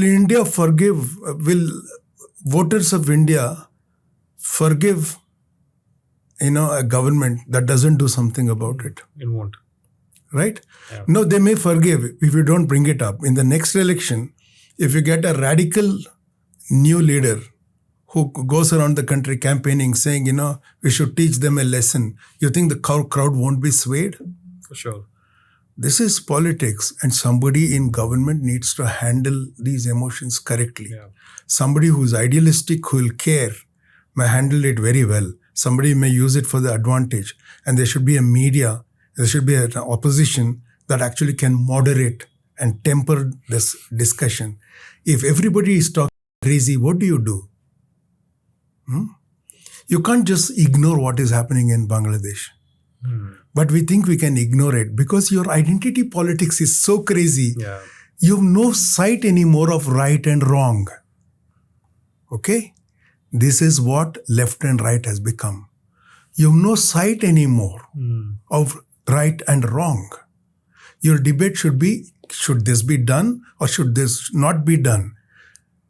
But because you've taken left and right positions, you're blind to the principles of what is right and principles of what are wrong. That is the problem. What is right and wrong is by contract. We agree with each other that some things are wrong. It is not difficult. I should not go to the street and beat people. You cannot say it's okay to lynch from one communal gathering to another. One communal gathering and lynching somebody of another communal setup is okay, but the vice versa is not okay. You cannot say it is wrong, you must say anyway, right? But we are not able to say that anymore because we are persuaded. So I like Narendra Modi. Okay? I voted for him this time. Regrettably, I wish we had term limits and we don't have people continuing forever. We should have had term limits. We should not have got a third term. Okay? If we had term limits, he would have been forced to give up now, hand it over to somebody, and it would have been his responsibility or his party's responsibility to groom somebody for the next thing. It's not there in the opposition parties. It's not there in his party as well. Right. Okay? So if he's if the choice is the other people, I would rather vote for him. So I voted for him. Okay? I wish it wasn't that way. But I cannot say what he does is right every time. Some of the stuff is very bad. Some of the stuff these guys do is bad as well. They have no reason to do it. They should dislodge the person who is there. If they do more of the same, you do identity politics of religion, I'll do identity politics of caste. See, I will tell you, when your opposition leader says, however poetic it sounds, see, jitni abadi, utna haq, if he says. I don't know if I'm saying it correctly, in Urdu. I'm saying, according to your population, should be your right to reservation, resources, whatever it means. Okay? You see the danger of this. In a majoritarian minority issue way. If a majoritarian party says that, what kind of slogan is that? See, identity politics is always dangerous to the minority, whatever that minority is. See, if you're a person from UP in Bangalore, okay, and say, you take panga with the local population, okay, see, somebody like me will be forced to support the UP person because I'm that left, understand? It's the principle of it. Right. Do I like them? No. It's the principle of it. You don't gang up against a small guy. You don't do that. If the small guy is right or wrong, you cannot decide. You should do it by due process. Right? If somebody is communal, you cannot punish that person. Okay? You have a right to be communal in this country. Article 25 says you have the right to profess faith, to propagate faith, and you don't need to be an Indian citizen even for that. Okay? That is the kind of freedom you have. So a person has a right to be communal. But does he have a right to be communal in office? No. You're a representative. You have a mandate. You have to act according to the mandate given to you. And that mandate is what you put in your manifesto. Right? You can do whatever you like. So now it's all blurry.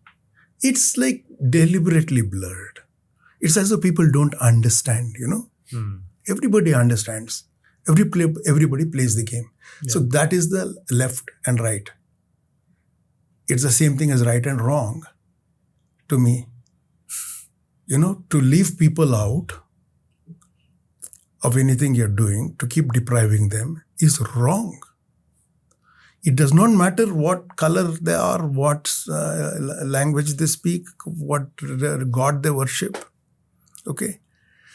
And Indians instinctively, thank God, understand that religion has done more harm, in the world than almost any other idea. Okay, so I think Indians, if you overdo it, they'll teach you a lesson. Okay, right. If there was a sensible opposition, let me tell you, who could actually talk some normal stuff, there would have been a change of government. It's because of sustained idiocy, that he won again. Yeah. Okay. If you had one person saying sensible things, it would have been very different. True. Very true. Identity politics, if you do polarization, minority loses.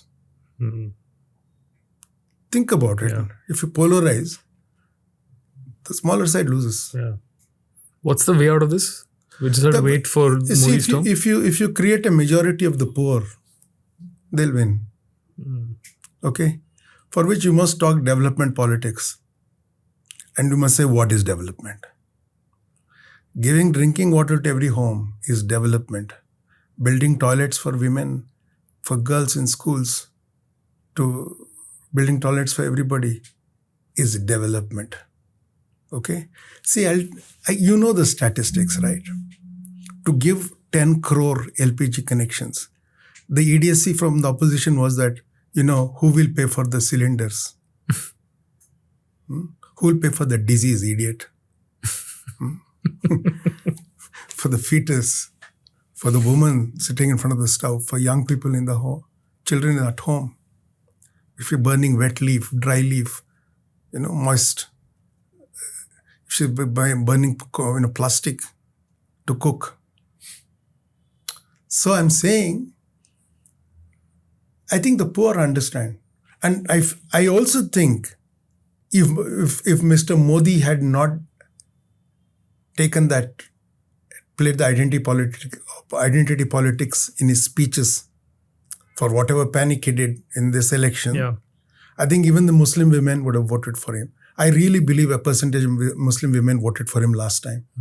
What woman, what mother will not vote, I think, okay? I think they're just like, my mother, my sister, my wife. I don't think their priorities, their problems will be any different. See, war, religion, doctrine is all man's stuff. Right? Right. Yeah. It's just, really, women, it's just imposed on women, I don't think they really like it that much. This is my feeling. I can't prove it, but... True. No, you're right. He did panic this time. I was very surprised when he made that. I think Rajasthan or somewhere where he Stupid. Made that. He's never done that before. Yeah. First time I was like, something's off. Then I started getting, feeling that, is he going to lose? Yeah. Because it didn't seem like... Even I thought he was going to lose, Honestly, I'm telling you honestly. Even I thought he was going to lose. Yeah, I thought it'll be very difficult. It's just that the opposition made it very difficult for people. Yeah. But they're happy, and they seem to be really happy with whatever little they got. 200 odd seats. Which also is like a little bit of idiocy too. Yeah, it is. Because if they all got together and got that much. See, Yeah. Prashant Kishore made a very, very telling remark he gave, He said, look, if there are 15 to 18% of Muslim vote, actually it's more than that, I'll tell you, in an election. Because if only 60% vote, the people who feel most deprived, for them the election is precious, Yeah. They see an opportunity for change.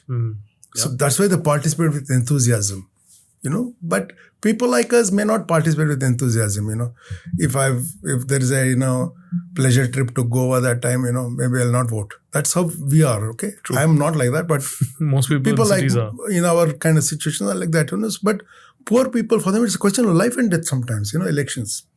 So if they vote in bulk, okay, so if 15% vote in a 60% voting population, it means 25% vote it is, right?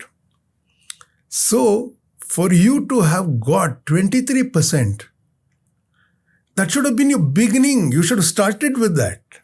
Or ended with 23%. What does it mean, he said, It's true. It's truth. See, we should reflect upon it. Why is it that Napoleon once asked, why is it that poor people who are the overwhelming majority at all points of time in history that we know, except in modern democracy, actually, whatever, intellectuals of India are saying, the poor are less poor now than they were before, okay? Yeah. So, how come they don't just rise up and kill the small minority that is rich, the 1%, let's call them, okay? Why don't they do it? And Napoleon had an answer. It's because of religion, he said. They've been sold some bull about, hell and heaven, being good and where it will get you. It'll get you nowhere, but that's the thing, right? So, they don't do it because there's identity politics. Right. And religion is a part of it. Yeah. I hate identity. I'm an enemy of identity politics, and I have contempt for people who propagate it. Whether they're saying doing it for social, justice, whether they're doing it for minorities, whatever they're saying, when the Sachar commission was set up, there was a reason that Prime Minister Manmohan Singh said, the first resources of the poor must be committed to the minorities. They must have the first claim to resources, he said. See, he said it because I think he was very disturbed by the conclusions of the Sachar Commission's investigation. They found that Muslims are poorer than the lowest, most deprived classes of the Dalits, of the scheduled tribes. Their average indices were lower, in the Muslim communities. You've sold love to them for so many, I don't know how many decades, and you kept them there, no? So I'm not a lover of Muslims or anybody, okay? This is my country, and I feel ashamed if somebody is poor in my country. And a lot of people are very poor in my country, and yet a lot of them are Muslims. That is my concern. Got it. This is a good time to ask also about citizens for Bengaluru. Bengaluru or Bangalore? How do you? Bengaluru, citizens for Bengaluru. And recently something you said. We don't mind if you say citizens for Bangalore. I don't care. Right. Oh, that's interesting. Why so? But see, I think we should give Kannada its due place in Karnataka, and I think naming and renaming of places is important. But if I've grown up for 60 years or 50 years saying Bangalore when I speak in English and it comes out of my mouth, I think you should accept it. If you don't accept it, I don't care about it. Okay? So, but I won't object if you say citizens for Bangalore. Okay?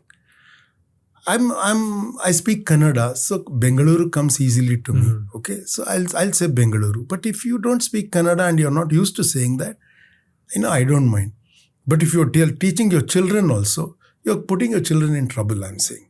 So I'm saying, I can excuse, but if you want to perpetuate it, then it's annoying. That's the only thing. Okay, so the citizens for Bangalore. What is your question? So a lot of what you've said here today seems more like you're very accepting of everybody, right? And then there was recent, obviously, that clip that went viral of yours from an earlier podcast, which is about migrants coming to Bangalore. And then that obviously got played out of context. But what you told me before when we met last week, which is about a lot of that was very different from your take.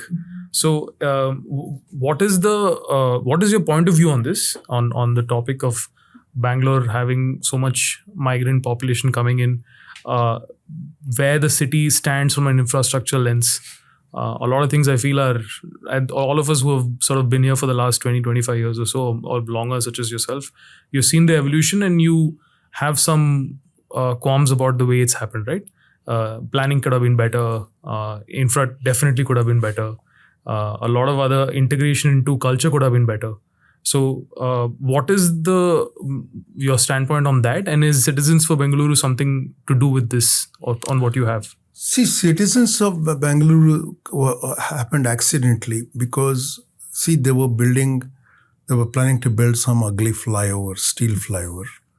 And some of us protested. So we first called it, I think, Citizens Against Steel Flyover. That was the first name we had given it. And then some 8,000 to 10,000 people participated in a human chain. Okay? It was overwhelming. Which year was this? 2018 maybe. Okay. Yeah. Huh? This is the one in golf course, right? Yeah. The one from Mekri to... Yeah, correct, yeah. So when that happened, we sat and said, there are so many problems in the city. We should formalize, a banner. Let's not create an organization, and with a bank account and all that. We'll formalize a banner. And we should be able to gather, to demand stuff, put feet on the street. So, but we should not have a negative agenda. We decided, some of us, who are there in that group. And we then called it Citizens for Bangalore. Okay, instead of against. Okay, that's how it started. So our Kannada slogan was Steel Flyover Beda. Okay? # Steel Flyover Beda. So for the next protest, we didn't something Beku, some like that, they began to do. So that was formed accidentally like that. And then I contested an election I joined a almost dead political party, actually dead political party called Kannada Paksha. Kannada Party it is called, okay? And that party was, I think it went defunct a long time ago. There was only one guy who was the president of it. He had a small office, somewhere near Sajjan Rao Circle. And I went and told him that, we should revive that party. Because we need a regional party. Because what this federalism and all that came later, See, I did it for the love of Bangalore. I didn't do it against the center. You see the difference. I said we should demand our rights. We give so much revenue to the center. Taxes don't devolve to us correctly and all that. We should be able to do our own. Even Karnataka should give more freedom to Bangalore. There should be an elected mayor. All that I said. Okay. And I was made vice president of that party immediately. And it didn't work out because their ambition is very limited. The government asked for a Kannada flag. There was always a popular Kannada flag that it was actually it is Arishina Kunkum. It is Haldi Kunkum. It is that. Right. That was how it was done. So that they could have adopted. They asked for it, The president of our party, which I joined temporarily, some 3 months or 4 months I was there, he said, he'll not give. It's mine, our parties, he'll not give, he said. I said, are you crazy? We're here for the state. If your party flag is adopted as a state flag, what a glory it is for you. He said, I won't give. I said, I realized I've come to the wrong place and I quit. But because I joined that party, they asked me to, the formation that was Citizens of Bangalore, they asked me to step out. So I stepped out. But whenever they do any protests or meetings, workshops and all that, they call me. If they call me, I go. Yeah. Right. That's the relationship. Right. So you have a lot of passionate, strong views on Bangalore as a city, right?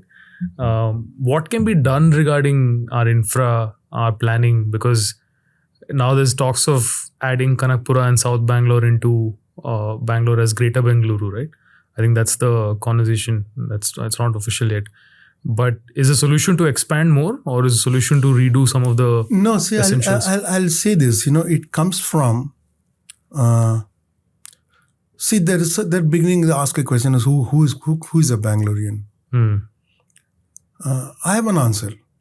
If you say you're a Bangalorean, you're a Bangalorean. Okay, it's not as simple as it sounds. Think about it. Whenever you meet people, will you say you're a Bangalorean? If your answer is depending on the person who's asking the question, I'm sorry, you're not a Bangalorean. Okay? I'm also from, if you say, you're not a Bangalorean. If you say, my background is from my parents, I used to, but now I'm a Bangalorean, I'll accept that. It's a city. Once I said in a seminar, a big Kannada writer was next to me. He said, outsiders. I said, sir, what is that? Who is an outsider? I said. He says, people who have been living here and people who come from outside. I said, in a city, everybody is displaced. Those who are living here. That's how a city happens. Where we are sitting must have been paddy fields. Okay? Even the first residents here are people who have displaced the people who are here. Okay? That's how a city is built. You displace agricultural communities. Okay? Tribes, in some instances, right? You displace them and you occupy those places. Okay? And then you can have quarrels on, how much compensation they're paid or not. Right. Okay? So, but everybody is an outsider. The question is, how do you become a local? By saying I'm a local. That's my answer. So my view is this. Think about this. See, a linguistic state is a legislative piece. For it to become a reality, you need cultural change for it to become real. That problem was not there for, say, Kerala. It's not there for Tamil Nadu. Okay? Actually, that was the problem that caused the linguistic states. In Andhra, the agitation happened. But language could not keep them together. They're separated, right? So the thing is, if you go to Paris, if the majority population there becomes, say, English speaking, you think the French will tolerate it? No. You think the Swedish people will tolerate it?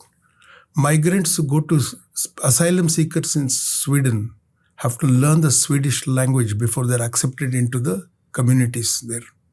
Okay? I think they have something known as Fovaret or something, where you have to acclimatize, become that, before we go there. Okay? Can you go to New York and say, I'll speak only Mexican? My point is, they're all secure because, Tamil has no danger of being dislodged from from Chennai. Malayalam is not in danger of being replaced in Trivandrum. But Kannada has been replaced in large parts. Yeah. Even where we sit. True. Okay. So what happens when you do that? You can say, I have rights to be here. I agree. I have a right not to know your language. I agree. Okay? But there's a lived reality which is not government. There's a society which is not government, which is not legislature, which is not the Supreme Court, which is not any court. Only in extreme case it goes to court. There's a street, right? In the street, if in the office, a Kannada person feels like he's a minority person, she or he, as the case may be, can get annoyed. Okay? And you may not even be voters here, or you may not even have enthusiasm to vote here. The government that gets elected will depend on those people, you understand? And the government will look the other way if there is a problem. And I will be ashamed if that happens. We have done it once. In 1991, when the verdict, Supreme Court gave a verdict on the share of Kaveri waters, mobs calling themselves Kannada lovers went and destroyed the shops and establishments of poor Tamils, who hardworking people, they drove them away from the city. It's a shame that, we should carry with us. I don't care, what anyone thinks about what I'm saying, but it was wrong. What we did was wrong. Okay? Because I will identify myself with the people who did it. Because I've never been minoritized in my city. It would be fake for me to claim that I identify, with those who ran away. But people who did it are the ones I identify with, and it makes me ashamed, and I become afraid to take up the Kannada cause, because if it results in this, I would rather not have it. Okay? I say this because we must speak up for people who come from outside to identify as locals. Otherwise, we won't have people who can come to make common cause with the city's development. Because if you feel you have transferable jobs, if you feel you can go and live elsewhere, or if you live in a locality which is like, where we say, we will have a different municipality. Like Whitefield area is, Marathali is saying, we are the biggest taxpayers in Karnataka. So, we should have a different municipality. We'll have a directly elected mayor. That kind of thing is, you may think it's your right. But somebody has to give you that right. And that has to be the government. But that government doesn't care about you. Because you're not one of us. They're not saying you're not one of us. Over the decades that people have come and settled here, fifth generation people have settled here, they don't know the Kannada language, they don't know Kannada literature, they don't watch Kannada movies, they don't know Kannada songs, they don't care about Kannada, they're even rude about Kannada. So what happens? We don't care for you. We don't care for you. And there is a problem. Now the thing is, because I feel I'm a polite person, and I feel ashamed when mobs attack, what they call outsiders. I feel ashamed. I don't want to identify with them, I am saying. Then what happens? I outsource taking care of this anger to the mob.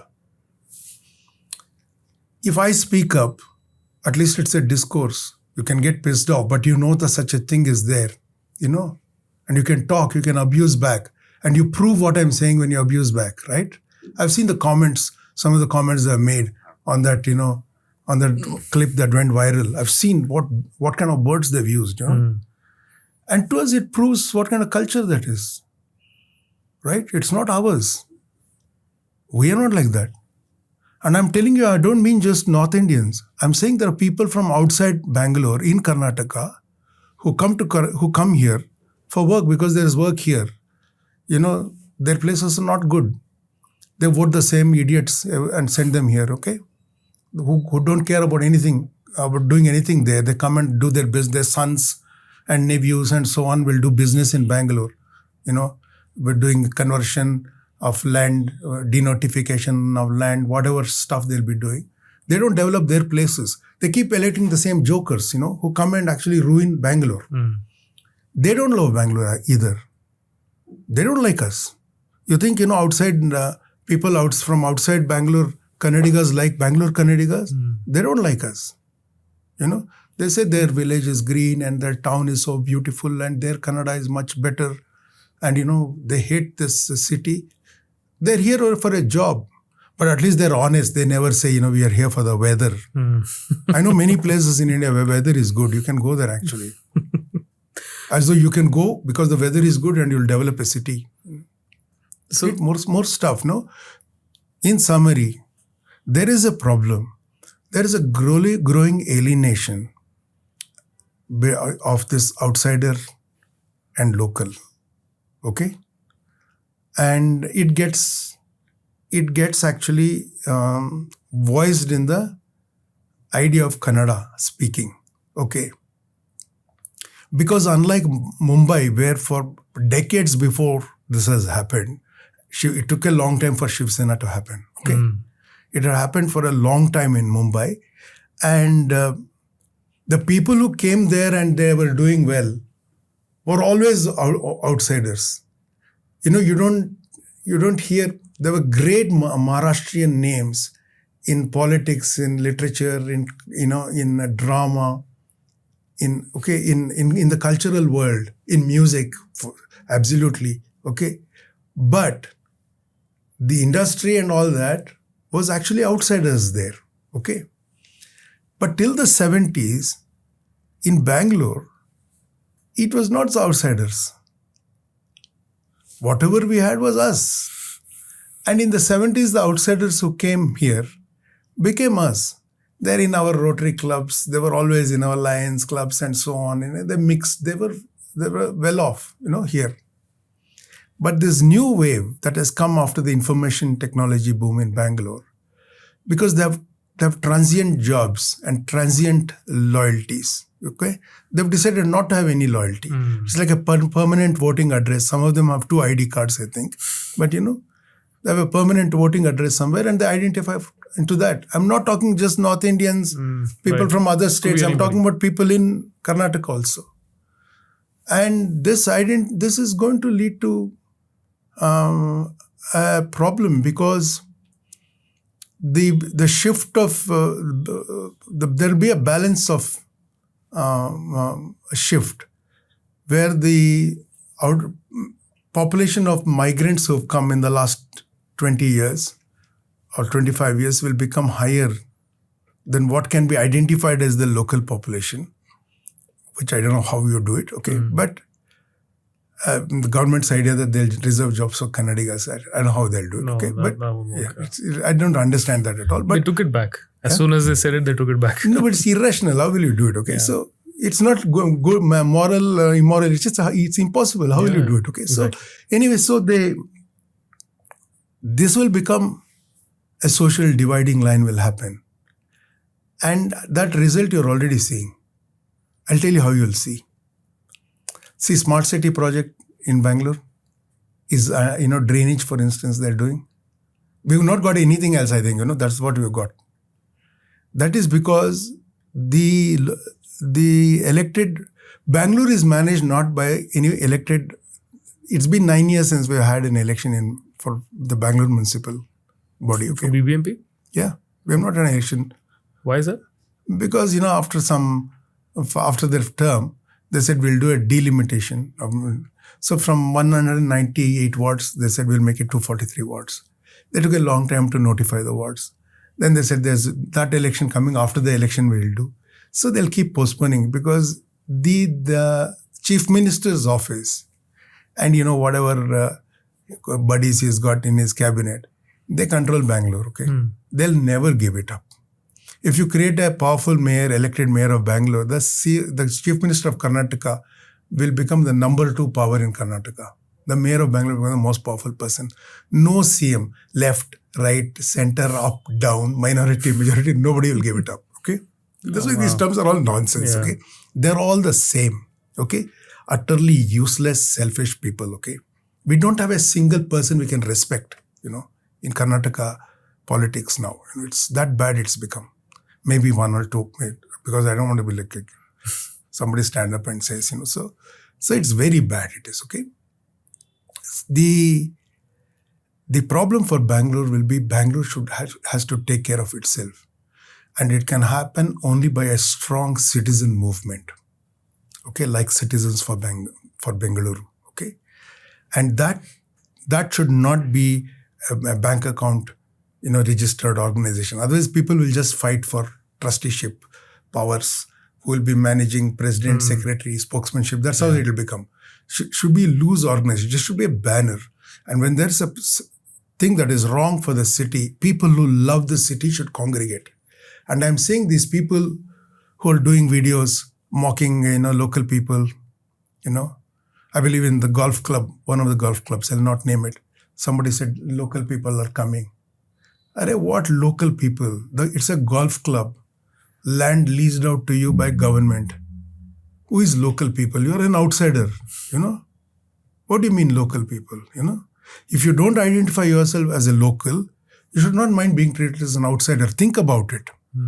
And no city on earth will accept a majority other people. Yeah. Will not accept. It'll create problems. Who are other people? Those who identify themselves as other. I will not identify a North Indian as other. I will not do it. See, Vishweshwaraya is a Telugu person. Right. Saram Vishweshwaraya. He didn't identify himself as other. He started the Kannada Sahitya Parishad, The Maharaja's dynasty is from Gujarat. Yeah. Okay. They're us. Who is a Kannadiga? Who says I'm a Kannadiga? Yeah. Right? That's it. If you say I'm a Bangalorean, you are a Bangalorean. If you say I'm not a Bangalorean, then you're something else. There is a problem then for you, right? It should not be a problem for me anymore. Right. Yeah. So a lot of young people come to Bangalore, right? What would be your message or your request to them, let's call it that, a way for them to integrate better? Because I'll give an example. When I first moved here, I was 8 years old. I didn't know the language. I constantly made efforts to understand numbers, small terms, munde hogi, or it is hattu, aidu. Like you made efforts to know what small things are, and over a period of time that accumulates and you learn the language. If you don't, because here in schools we have an option to let it go, and I think most people who move into the city who aren't localites do that, right? They make it an option. Like I did it because it was an option. It was easy to score by not doing something that you don't know. So a lot of people do that. So to those youngsters, what's the message? How can they sort of integrate better? See, if you go to say, Kochi, and you want to be a filmmaker, and you say, I am from, say, Bihar, and I want to be a Hindi filmmaker in Kochi. Would you think it's idiotic? It is. Correct. Impractical, no? Yeah. It's the same way. As long as you're working in an isolated atmosphere, say in a software job or in banking or working in a factory, even though it can work, it can be okay. But, when you want to culturally or socially integrate, you should know the local culture, local language. If you don't know, you're bringing up a daughter or a son in Bangalore city in a gated community to become a poet in New York, or he'll become a poet who knows say Bhojpuri. He'll learn in Adarsh Palm Meadows. Is it conceivable? See, the problem is by actually closing yourself in gated communities and avoiding Kannada altogether, you're bringing up your children to go to banking, into software, into management, and so on, right? But never into cultural fields. Even if they go into cultural fields, you can create such a dense atmosphere of where they speak only Hindi or they speak only Malayalam or Tamil or something. Even they'll be second class in the original culture, okay? Basically, you understand this, you have no intention to integrate, see? The reason you want to be outsider, it's not somebody else calling you an outsider. So my solution is, it may be good for you and I cannot interfere with that, but it is not good for a Kannadiga in Bangalore to have these pockets of alienation, okay? So I'm saying if you want to if you want to be a part of us, in public spaces, in public enterprises, public interfacing enterprises, you must have a knowledge of the local culture. At a security guard level, in land that we have given, if you have built an institution, okay, a public, with taxpayers' money you built an institution, and you put a security guard who can't understand your local language, okay, there is something furiously wrong with that. I'm saying that guy should know Kannada. Look at the airport in Bangalore. It is one of the greatest examples of civilized behavior. It is the most Kannada nature of Bangalore, in my opinion, the way the airport is. Everyone speaks to you in Kannada. There may be whatever the language they have. The people who interface with you will speak Kannada. You should do that. We have given you that land. You build that. If you don't treat us well, we'll have to look at ways to make you treat us well. If the government will not do it, if intellectuals will not speak up for it, who will do it? The mobs will do it. That is the problem. So I'm saying you must employ people who can speak in Kannada in interfacing. A very basic level Kannada for security guard, for driver, for lift operator kind of thing.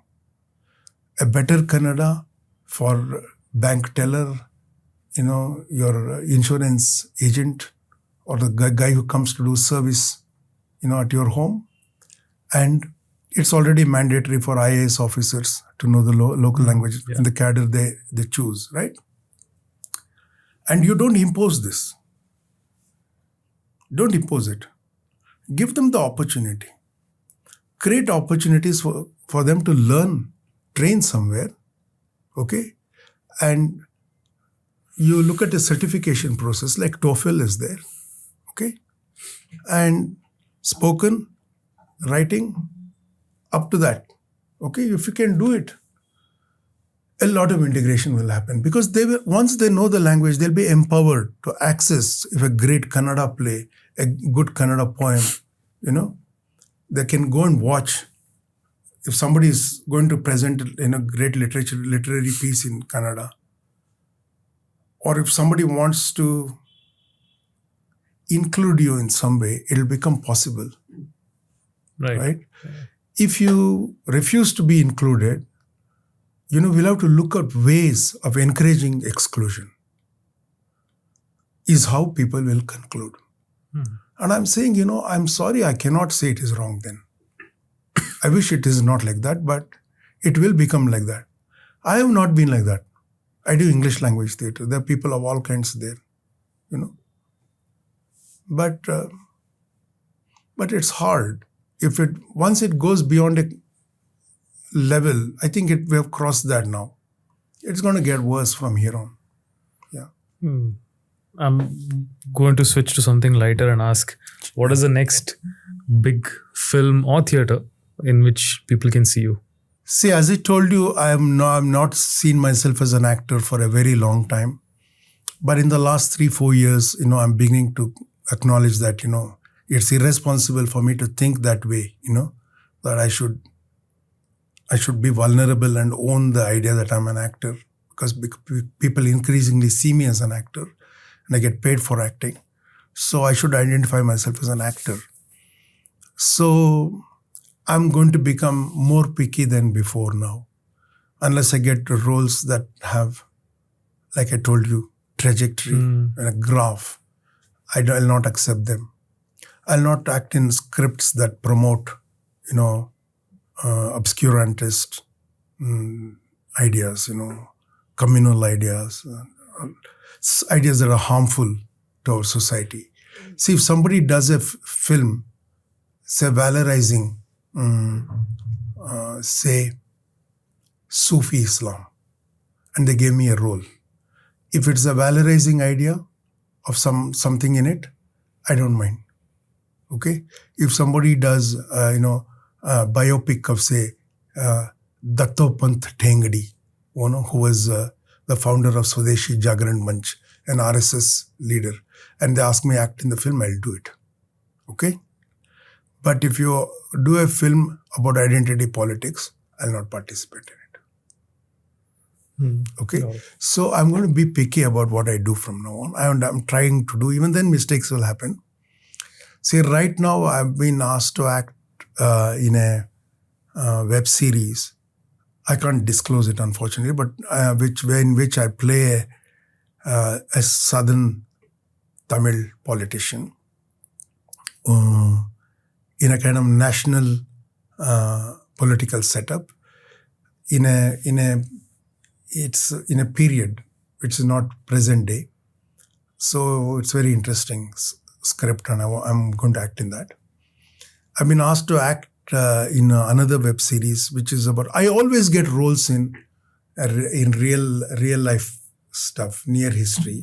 Somehow they cast me because I think they see that it needs to be done realistically. So they need to get actors who seem realistic, kind of thing. I think maybe that's what it is. And who are well read and who have understanding of culture and history, I guess. Maybe. So I hope so. That's flattering. That's why.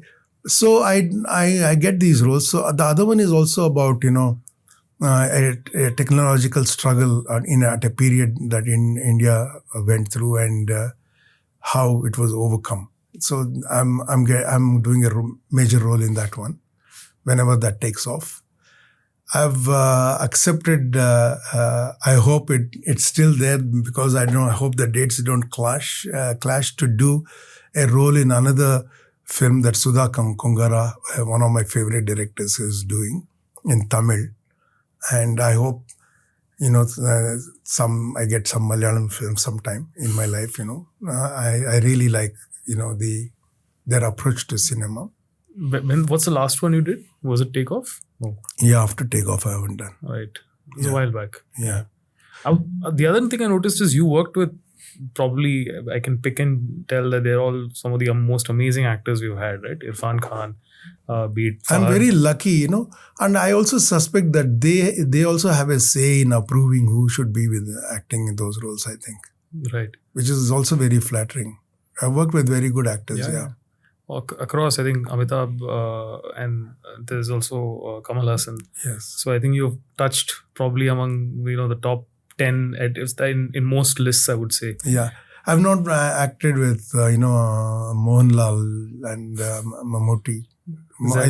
I think Mohanlal is the greatest actor in India. I think he's terrific.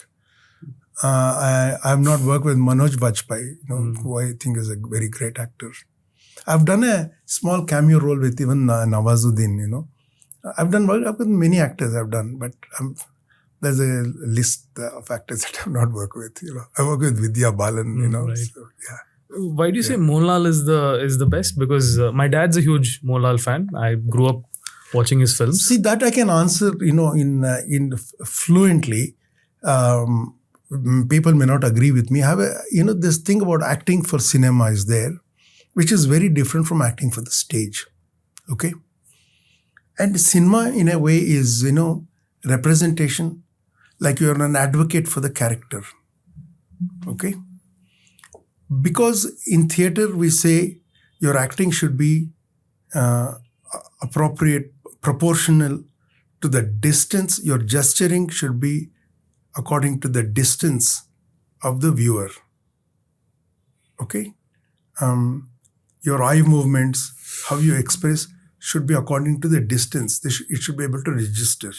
Okay? That control you do not have in cinema. That control is with the director who frames the thing. So you should have an understanding of lens, of composition, of editing, tracking, when you're in the frame, when you're not in the frame, how you should finish a speech and gestural thing to end before you go to frame. It's all kinds of complex things are there in film. And it's very difficult to keep track of that. That is one. The second thing is, we rehearse a play in sequence. We dwell point to point to point. When we rehearse in sequence continuously over many, many, many, many weeks, sometimes months. So when you go on stage, when you act, from the audience response, you learn and you can correct it. Okay? And because you do it in sequence, you know how to build the graph for the character. But in cinema, you may do scene number 201, then 68, then 4. Then you can come 2 months later and do 5, then 32, like that. So if the story has affected the character, you have to keep track of how that story is. How do you do that? So, because I don't want to elaborate on it, I just want to give an opening on like how to think about this. So what good actors should do is that they do not leave it to chance like that. They understand the story, they understand the character they must represent, and they lend their body and voice and, emotional framework to that character. And to that extent, they allow the character to own body, speech, and emotional framework. So you just behave the role from then on. You don't have to work. The homework you do before. You've understood this character. And the character behaves like that. So when I'm talking to you, if I had been talking like this, that's a certain kind of character I'm playing. So in the middle, if you pick up, also I'll say, no, that's not what I meant. Because that's how that character will be, right? So you don't need to work in that complicated, disjointed way that I said before. You can work like this. And Mohanlal is the greatest example of it for me. Because if you see him in one film, it seems he's not doing anything different in the other film. But he seems to be that character. Yeah. He's so believable, right? He does that because he allows the character to own the body and speech and the emotional framework. He lends it to that character, And as an actor, he works only as an observer. Where to stop it, where to pull back, where to give more. That's all he does. It's as though he's governing the process. He allows the character to behave. And, it's a very great idea of acting. And I love the way he does it. Right. Great. For all, I think the comments you had on Kerala, I think you made up for that. Really? Okay. Yeah. Malayalis will love this. Yeah. Okay. Right. Yeah. Any advice to any young artist who wants to get into film, theatre, any form of performance? What would be your message to them in terms of what can they do by themselves, or how can they prepare themselves for a life in this career? To young actors, I will say that, the first thing is that you should know where you belong. Okay? If you can stand in a place, you can observe. If you are completely shifty, actually you get nothing. So to play another, you should be able to see another. Okay? If you do not know who you are, you cannot see another. I'll give you a very concrete example of this. I get actors from time to time, young people, their families will bring them to me through some family network or personal network, and they'll say, my son or daughter wants to be an actor. And I've got many instances where they say, I studied acting in US. I'll say, in what language? They'll say English. I'll say, you want to act in English films? Who makes them? I'll say. They'll say, no, how does language matter? I'll tell you how language matters. And I show them, I do demos on, if you say a sentence in English, okay? And you say a sentence in a Indian language, okay? If you use the gestures that you use in English, if you use it with the local language, what it seems like, okay? It's a mixture of, see, a language comes from a social complex. Proximity is tolerated in some languages. It is not tolerated in other languages. Hey, how are you? Maybe not be tolerated in German, let us say. I'm just saying, just to give an image of it, okay? It may be very tolerated in some other European culture. Warmer European, more expressive Italian gestural thing. It is a much more complex thing, acting, than just speaking the language. What is the gesture you can use to it? In English, repeated gestures suggest you're from another language cultures already, To stand and to talk like this. Why would you say that? Supposing I said that in Malayalam, like that, or in Tamil, or in Kannada. People will laugh. They'll not think he's a real person. They'll think it's a caricature, correct? Yeah. I said you learned acting in entirely a wrong language. Where are you going to use it? Even in an English film, in theatre, I can play, Niels Bohr. I actually act as Niels Bohr in a play, okay? But in a film, can I play Niels Bohr? By convention of cinema, you have to look like Niels Bohr. You have to be believable in cinema as Niels Bohr. In cinema, this experimentation has very limited. Even in Malayalam film, the location should look real. You can't build theatre type set and put a chair and say it's a throne. You cannot do. Cinema has conventions. Okay? So if you want to act, you need to belong. You should seem that. And nobody will cast you. If I'm an Asian, nobody is going to cast me as a European, or a Japanese person in a film. Very rarely it may happen, okay? So if you want to act, you must be from somewhere first so that you're able to act. If you want to act in Hindi films, as a Hindi person, you have to go through maybe something that you have gone through. For years and years and years, you've lived in that culture, so people think you're Hindi. Okay? Or you work very hard when you get a film to convince people you're a Malayali. Yeah. Basically, it requires you to become another person respectfully, so you don't caricature that role. Mm-hmm. That's what I told that person, on the flight. I said, see, the fact that you believe that I was a Malayali is because I was not caricaturing a Malayali. I don't speak in a Malayalam accent, in that film. Yeah.